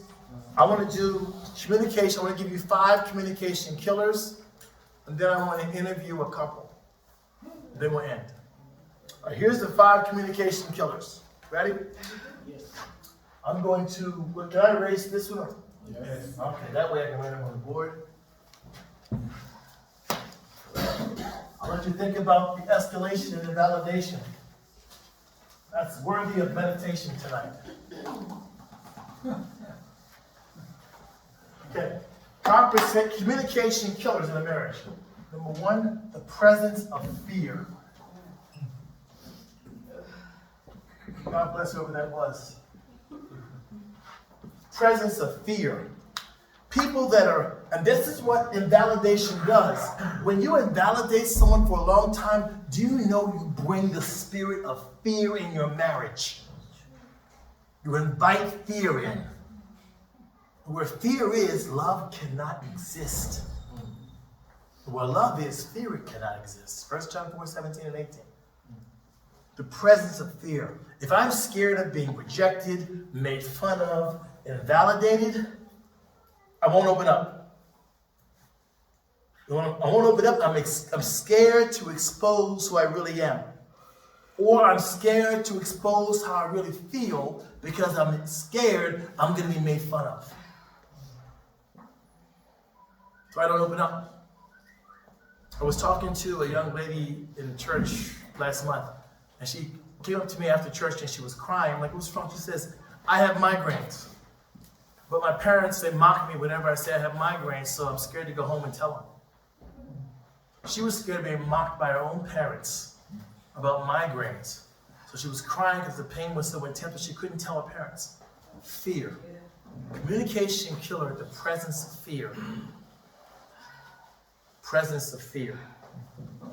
If I'm scared you're going to invalidate me as my spouse, I'm not going to tell you how I feel. I'm not going to tell you I'm not going to show you who I am. I'm going to climb up. If I'm scared you're going to make me feel bad for sharing who I am, I won't open up again. So when your spouse is genuine with you or authentic with you, watch your response. They're measuring you, especially new couples, because you don't know each other this way. Joshua 5:4, you have not been this way before. You may have dated for a long time, but you're just newly married, so you don't know boundaries. You're learning boundaries. So your spouse opens up something. They're gauging your response. If your response is perceived any way as negative, they will never show you that again. And if something happens, they'll swallow it or talk to their girlfriend or someone else that they don't feel judgment. It's a bad thing when you feel your spouse was judging you. You just shut it down, keep it inside, which will ultimately produce anxiety because you can't express how you feel, insecurity, depression, panic attacks potentially. There will be physiological and psychological effects because you cannot express yourself to the most important person in your life. The presence of fear, based on invalidation and escalation. Like there's some guys, and we laugh about it, some guys that will not talk to their wife because she escalates. There's a woman that won't talk to the husband because he escalates. He starts shouting and throwing furniture. Oh no. They fear the escalation, and then he starts invalidating me. What kind of woman are you? I should never have married you. Dropping huge bombs. You're worthless. Should have married your sister. Ridiculous things. Invalidation. And then eventually they become the marital zombie. You can pick those couples out, by the way. You just see one spouse just like.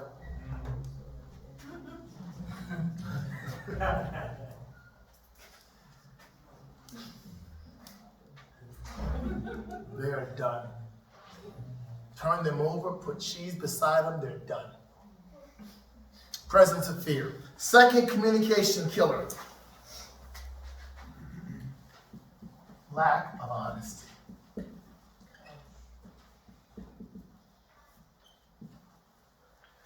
Let me begin by saying this.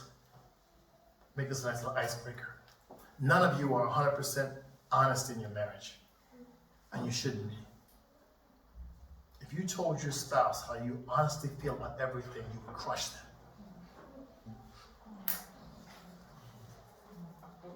I'm not a proponent of telling my spouse the truth about everything, because sometimes, pardon the cliche, they can't handle the truth. Would you say Jesus Christ was honest? Would you say that? Some of you were scared to think it's a trick question. The answer is yes, he was. But in presence of fear, yes. But in John 16:12, he says, I have many things to tell you, Yes, he didn't say. but you can't bear it right now. Yes. Once again, what do we say? Rule number 2. All communication addresses capacity. So be careful. I'm just going to be honest and tell you exactly what I feel about your disgusting tuna casserole. No. No. No. I want to be honest and tell you how I feel about you leaving your underwear all over the house, like the entire house is your laundromat. No. So, I didn't say no honesty. I said a lack of honesty. A better word, 2 other words you can use in your marriage instead of honesty was authenticity. I want to be authentic with my spouse, and genuine. That means what I need. It's just like Ephesians 4:29. What is spirit-led for the need of the moment. Amen. That's why it says in John 16, verse 12, he said, I'm not going to tell you everything. But then in John 16, verse 13, he says, but the Holy Spirit will guide you in all truth. Wow. Meaning, I don't have to say everything, just what the Spirit tells me to say. Because the Spirit knows the capacity of my spouse better than I do. Wow. See? Amen. So it's not just blabbing, tell everything, blah, blah, blah. I told her everything. I told you the truth. I told you how I feel. And there I did. I would rather you would not. Right? You create, once again, so lack of honesty. So honesty means this: be authentic, be genuine, but be mindful of sometimes too, maybe they need to hear it, but they're not in a place where they can receive it. Once again, John 16:12, capacity. Or, Habakkuk 1:5, you want to tell them, but you know if you tell them, they won't believe it anyway. You look beautiful in that dress. You're just saying that, right? You did a great. You know what we invalidate the most? Compliments, our spouse. Half the time when your spouse says something edifying, you throw it down like, you're just saying that because you're my husband or you're my wife. Oh, you look beautiful today. You always say that. That was a great meal. Yeah, I know. Just eat it. Learn how, you know what? As much as you love to give criticism, learn how to appreciate compliments. Learn how to appreciate it. And even if it's fake, so whoever got sick from a fake compliment. Oh my God, what's wrong with you? I'm in ICU. I got hit with 17 fake compliments. Didn't see it coming, hit me like a knife. You're handsome, you're tall, I couldn't take it. It was too much. Learn how to accept it and move on.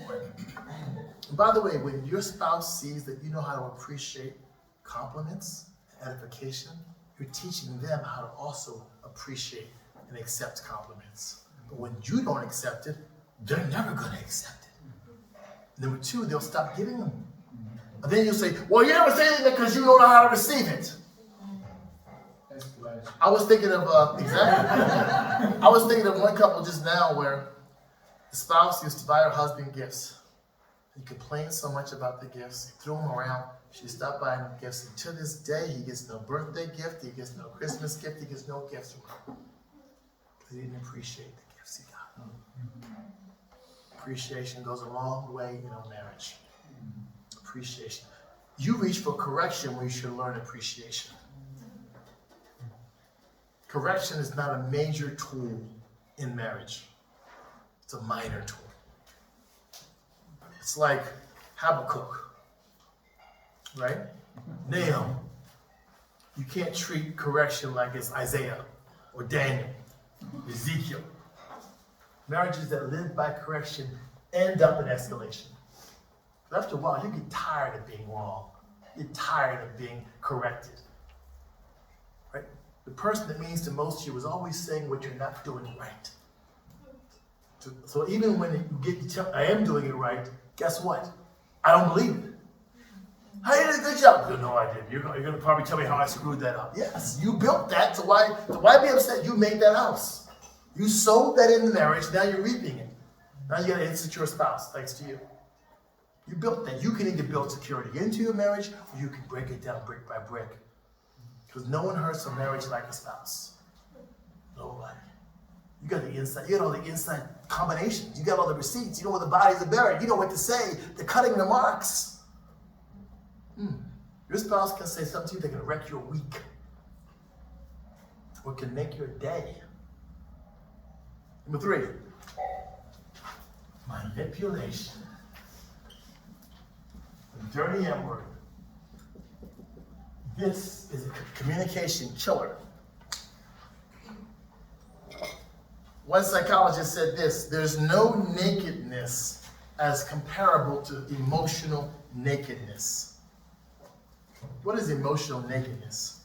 It's when your spouse points out your deficiencies. What's the first thing you do? You try to cover them up. How do you cover them up? The number one way you cover your deficiencies are with acts of emotion. With a woman and sometimes with a man, it's usually tears. Mostly with men, it's anger. But you use your emotions to cover up your exposed deficiencies, your inadequacies. And nobody knows your deficiencies or inadequacies better than your spouse. So when we get to this war right here, all bets are off. It's ugly. It's trench warfare. Anything and everything on the table. Here's what happens. When we use our emotions to mask our deficiencies in a conversation, we're no longer having a conversation, we're having a battle. I'm defending myself the best way I can. I'm using my emotions to cover up the things you're pointing out with me. Well, you made me do that. I can't believe you said that about me. Whatever you can do. Whatever I have to throw at you to cover up, to put my fig leaves on my uncovered body, I'm emotionally naked. Sometimes I even run away and leave the room. You have stripped me so much emotionally. I'm so embarrassed emotionally, I run away. Men and women can do that. They'll leave the room when they have been stripped emotionally. And then communication is done. Then whatever we were talking about is no longer the issue. The fact that you stripped me emotionally, that is the issue. And we're not going nowhere now. We're stuck there for days, possibly weeks. We walk around angry at each other, not just sleeping with the enemy, we are living with the enemy. You got marital Al-Qaeda in your house. Done. That would I could park there for a while, but I'm not. That's heavy. I'm not sure we're built for that tonight. Next, failure to listen. The eye for eye addresses this. Because when you're looking at somebody 10 centimeters from their face, you have no choice but to listen.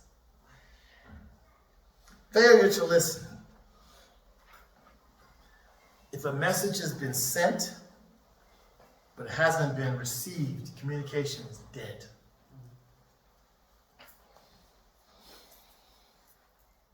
Learn how to listen. Here's some ways to learn how to listen.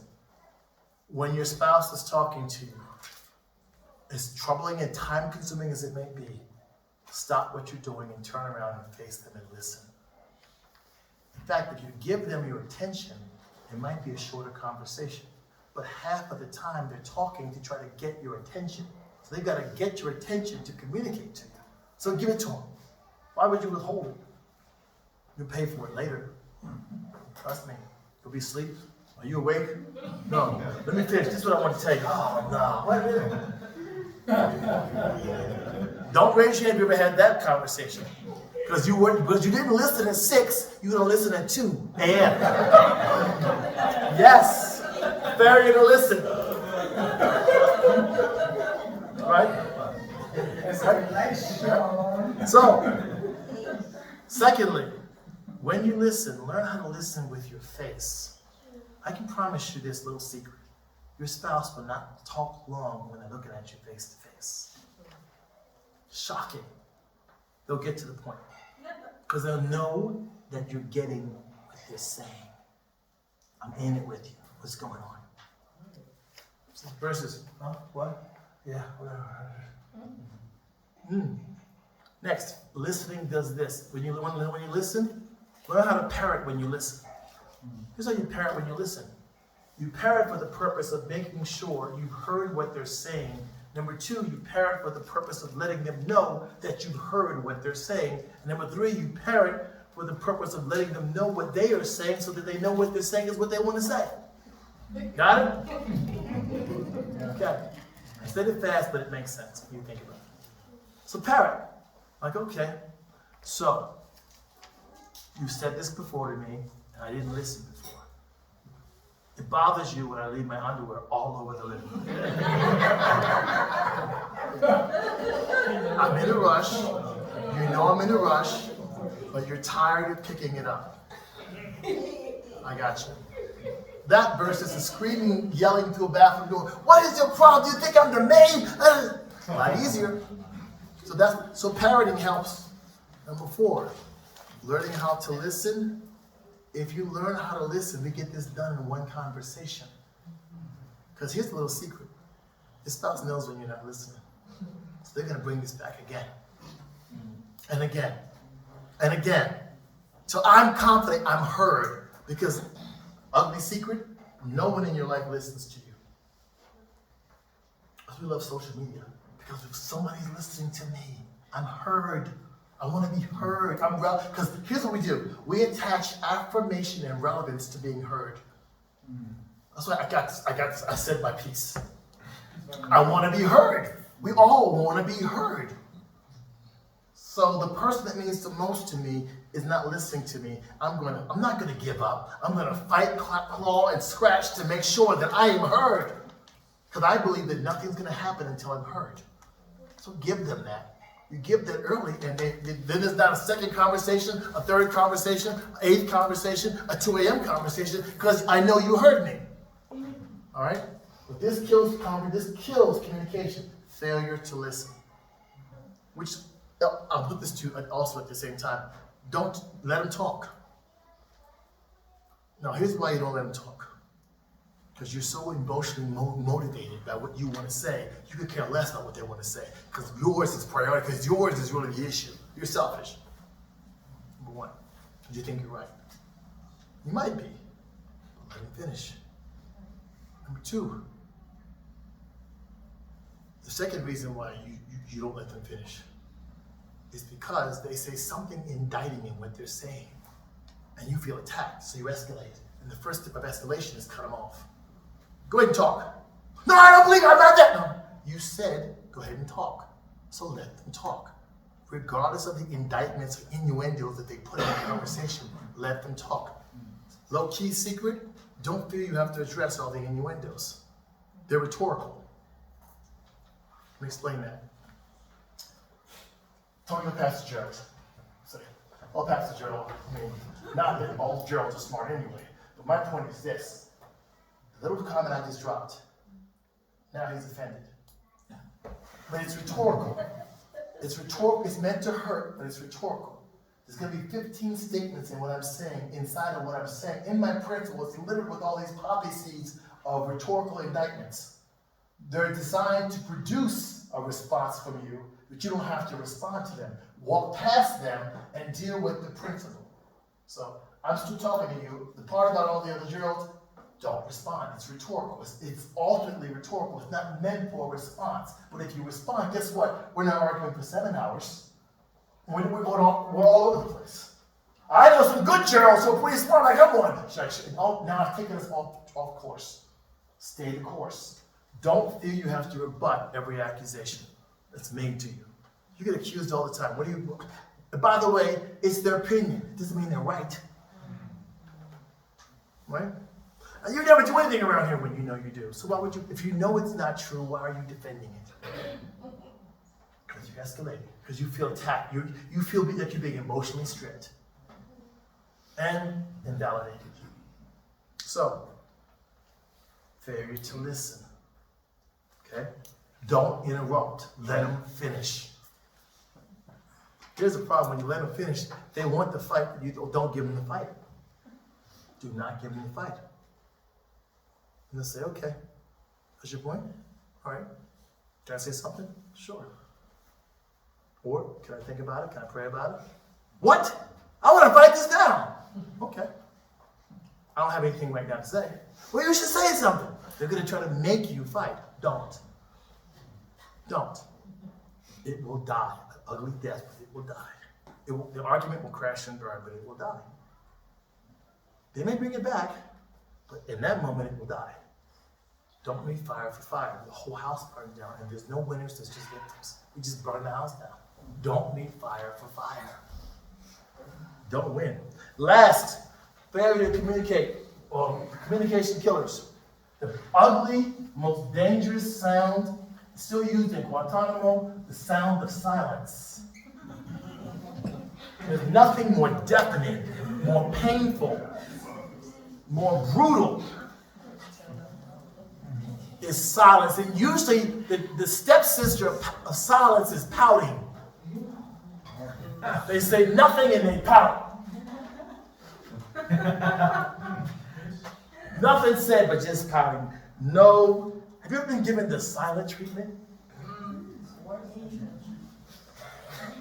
Well, first of all, when you give the silent treatment, doctors say right now, currently, the physiological effects of long-term silent treatment is high blood pressure, ulcers, anxiety, and ultimately divorce. Holding it in hurts no one but you. But it also kills communication. The silent treatment. There's nothing more deafening than when someone just shuts down. Nobody, it's not, you think silent treatment is winning. There is a season when you should be quiet.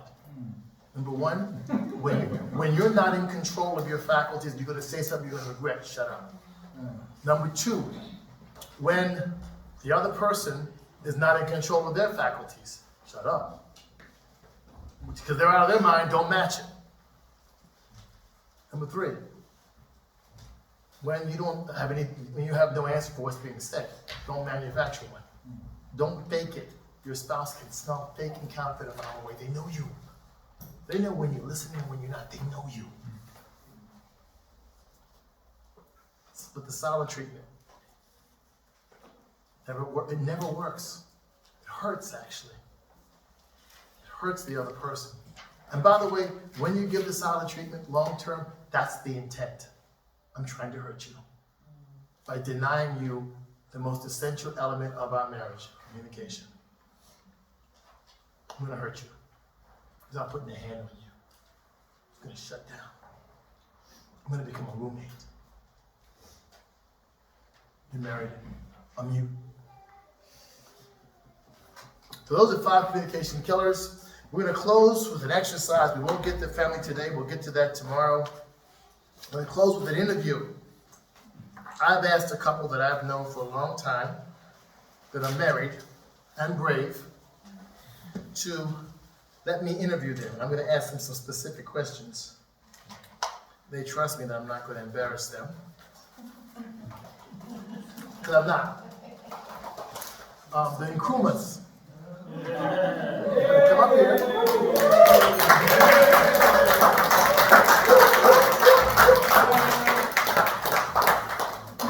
And for the love of God, I'll sit between you. Yes. Are we supposed to come there? Yes, sir. Come sit with me. You need to adjust the camera, though? Next time you listen to every fighting all the time. What's wrong with you?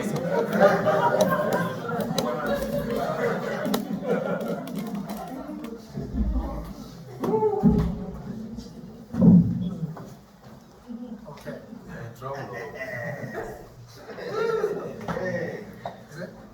Should we pray now?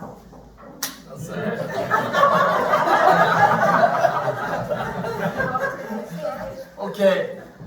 Now, these are Henry and Bebe and Kruma. How long have you been married? 20 years. These are not new married couples. These are not teenagers in marriage. When you start running towards silver, where let's say 25 is silver, you run towards silver, you put some time in. So you've seen the ugly. You've been together long enough to see the ugly. So let me ask you the first question. I'll tell you. I'm going to ask each of you both the same question, but I want you to answer first. At what year in your marriage did you feel like you could talk to your wife about anything? I'm still getting it.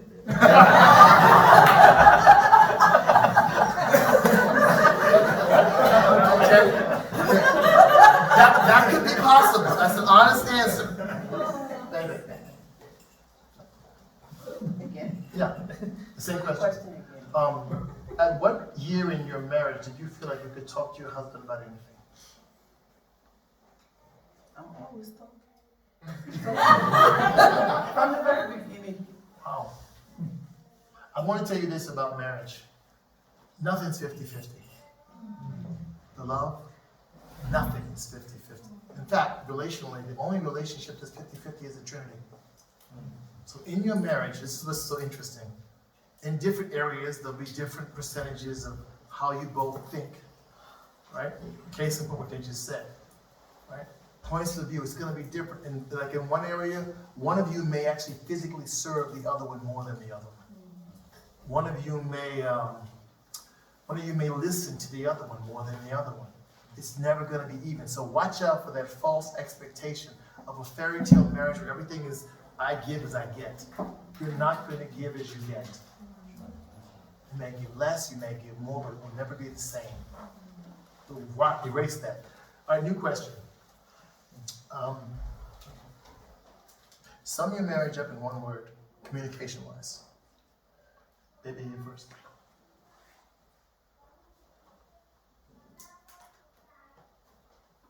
Words. Give me a word. Communication wise. Yeah. When you think about the way you and your husband talk over the last 20 years, give me a description with one word. 2 words. I'll take 2. Fun and fight. Fun and fight. That's 3. I love you. Pastor Henry. Well, for me, I'll say it's a growing process for me. Okay. All right. Which is kind of what she said, actually. Okay. So we can glean from that is there are no professionals here. After 20 years, you're still kind of trying to feel your way around because guess what? You're not the person you were when you said I do. You're changing and they're changing. They're evolving. So that means the person's changing in front of you, so they're not the person you married, but you're also not the person that they married. So remember that. Give yourself mercy. Yes. You know she's Liberian, I'm Ghanaian. Yes. So Cross-cultural, which is great. it's another whole thing that I had to study her, learn her culture in a sense. Even the way she speaks, her English is different. You have to really listen to get what she's saying. My mother will be like, so what is she telling you? Only one hearing what she's saying. My whole family, they will be gossiping behind saying, what has he brought to this house? Only 2 of them understand what they are saying. So communication-wise, that was a major barrier. Trying to understand what she's saying as a Ghanaian, we're British. We speak like British.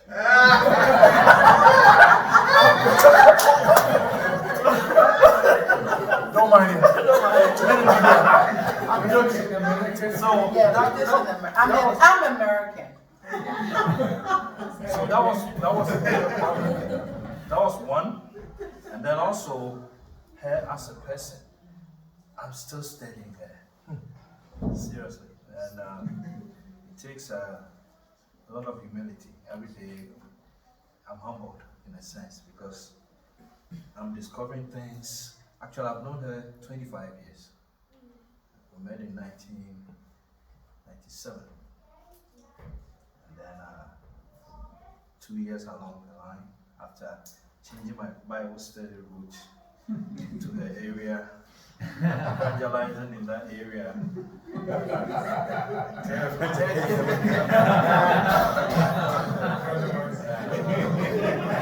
I started Bible study in the area by force.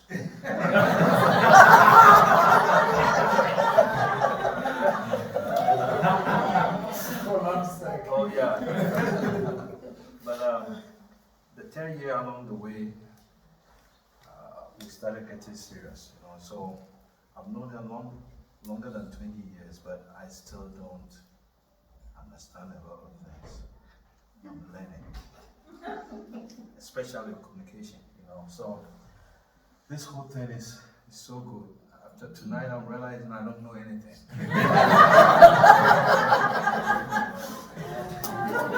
Debbie, let me ask you a question. In the area of communication with your husband, maybe you can share some light about your experiences in 20 years of learning how to communicate with your husband. I'm terrible at communication. I'm terrible.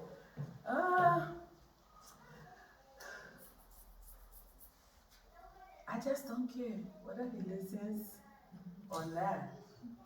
If it has to be said, it has to.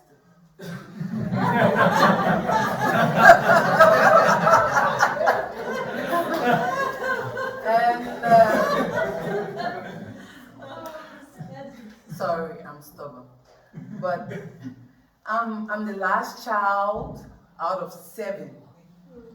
Yes, so that's why I'm baby. I get my way. So wow. Yes, so it wasn't pretty easy. The culture, the Ghanaian culture is not expressive, and the Liberian culture is very expressive. Like, children are allowed to say what their parents will listen to what children have to say. In the Ghanaian culture, children cannot say what they want to say. So then they grow up with it. So they're not really able to express what they feel, you know. So my strategy is, okay, then you need to learn how to tell me what you're feeling, you know, so you need to practice. Let me ask you this question. Name a subject that you think is very difficult to communicate to your husband and how you overcome it. A subject. Anyone you pick. I'm sure there's more than one. Yes, but parity. A Okay. subject that is difficult to communicate. How you navigate that? How do you get by it?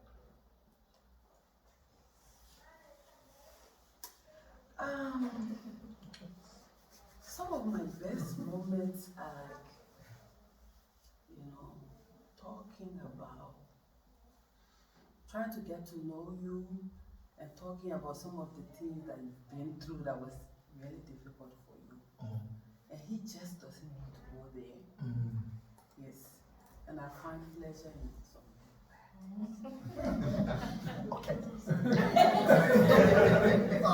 Pastor Henry, I'm going to redirect it to you. Yes. There are some subjects that are difficult, and maybe situations that are difficult, maybe to communicate with your wife effectively, or even to a point of resolution. Yeah. Maybe name one that you can talk about, and maybe explain how you were able to accomplish the communication to get through it. would say the relationship I had with my parents growing up. Okay. It wasn't an easy. I never saw. I was sharing it with someone. There was no communication at home at all. My father and mother, the only thing we saw was arguments and fighting and hitting each other. So, like she said, we were not allowed to talk. We were quiet. Whatever they say, especially my father, whatever he said was final.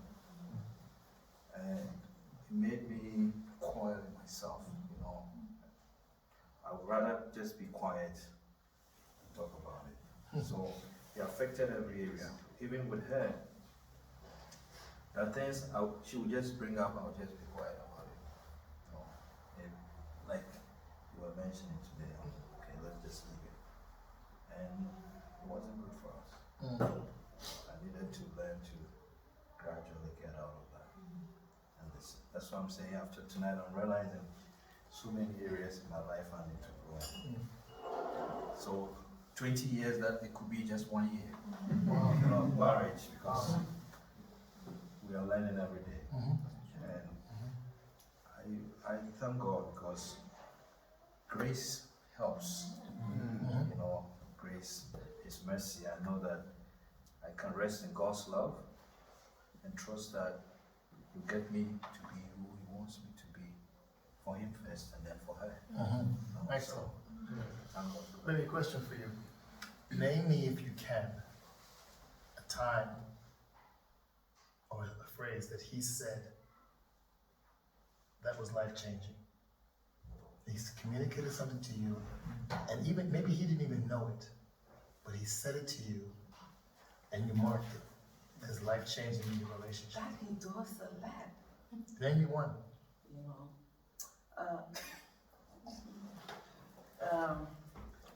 When we first met, I absolutely didn't like him.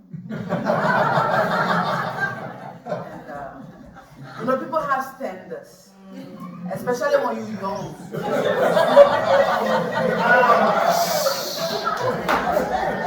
So I met him when I was 22 or 23. Okay. Yes, I was quite young. Okay. So my idea of a perfect partner was an older person. Like, I had appreciation for older people.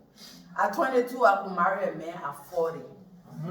Yes, because my parents were very old when they had me. My mom was in her 50s when she had me. So I had a lot of appreciation for older people. Okay. So this guy comes along and then he says, you know, relationship. I said, no, you're not my type of person. You're too young. I like older men, you know, I like wisdom, I like, you know. And he's like, he was like, so the older people, were they young before?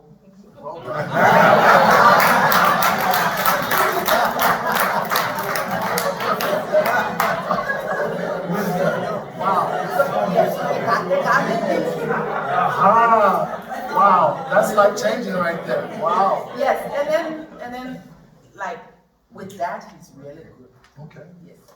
So another one would be like, I'm tired of this stuff. I don't think I can do it anymore. And he's like, yeah, you can do it, just leave it. But I'm not giving up. He's very resilient.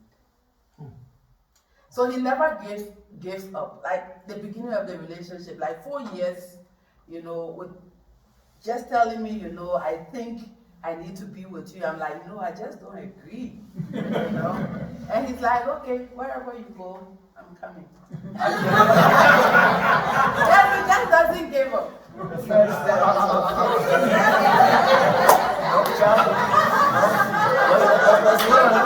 Let's learn. I'm like, he's a leech.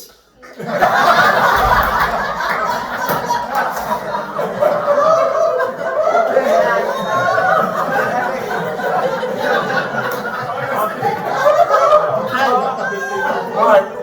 Now I'm going to change the question here.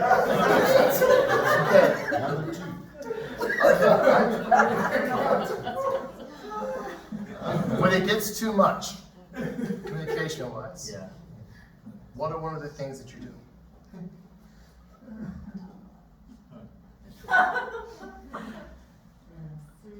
Like too much acid. Too heated, you get too hot, you're running hot. I just keep quiet. Okay. Many days I'll just be quiet. Or leave the conversation, which I don't know if it's good or not. Just before we came, I'll confess, we had a heavy argument, which we do a lot. Hey, we smile and we laugh, but what I always do, I will make sure I don't sleep on that. Yeah. I won't sleep with it. Let's talk about it in result. Let me talk when you were talking. Alright. And I'll just hold it. Whether we're fighting or not, I'll just hold it. And then that's it. Okay. She'll get up angry. I'm not angry. Once we talk about it, it starts a process where we can just let it go. So, Okay. most days I'll be quiet. Right? No. Most days I'll be quiet. That's how I handle it. I want to ask you this way. When the conversation or the issue and the communication gets bad, and it will get bad, and arguments come, offenses will come, Matthew 18, right? Offenses will come. How do you handle it? I shut down. Let's put this together. He gets quiet and you shut down. So you both get quiet. Still staying. No, I'm quiet and angry, Okay. and he never gets angry. Okay. So you shut down and you get angry. Okay. Now, my question is this. When that happens, not you, when you shut down, how do you get out of that? What normally happens? He's going on. I can't be unhappy all the time. That's a cheat.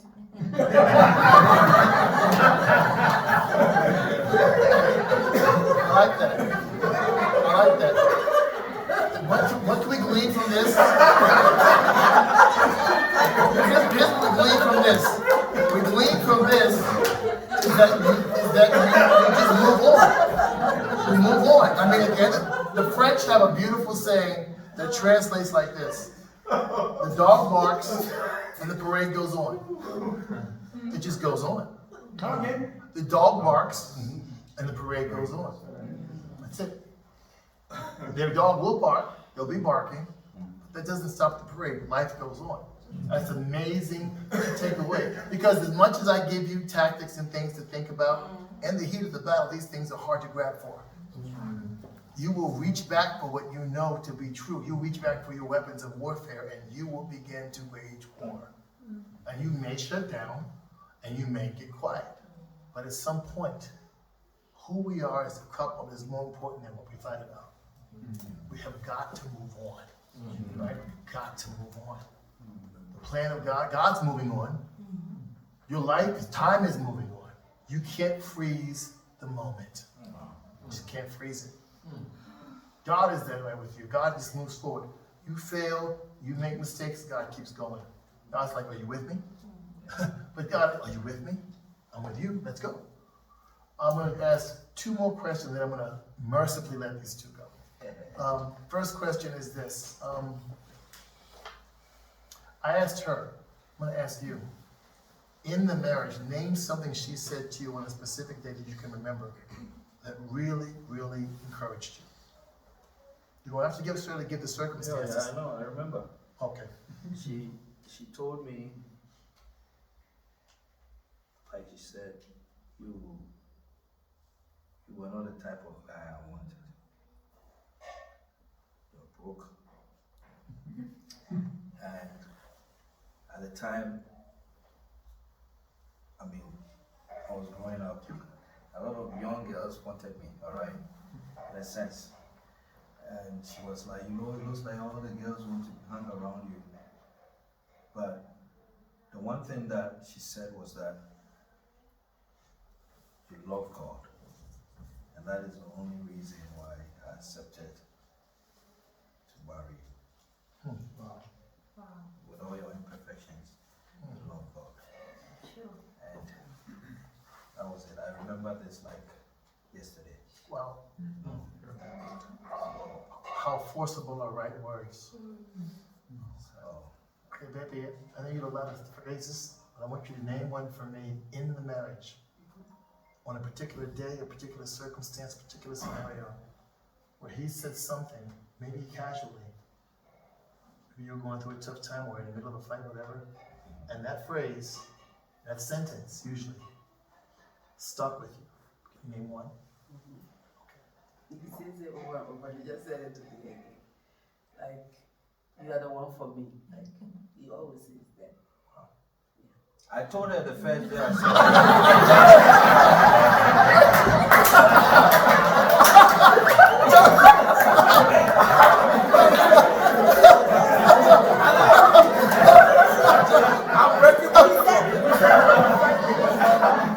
Okay, now, he's adding context to this. She said on the first day that he saw her, he said it. And then tonight, he said it. Is that right? Okay. So there's some phrases in your marriage that never get old. I love you can get old if you pour it on all the time. But there's those unique ones that you know everybody's not hearing. That you're not going to hear on a sitcom or a rom-com that are personalized.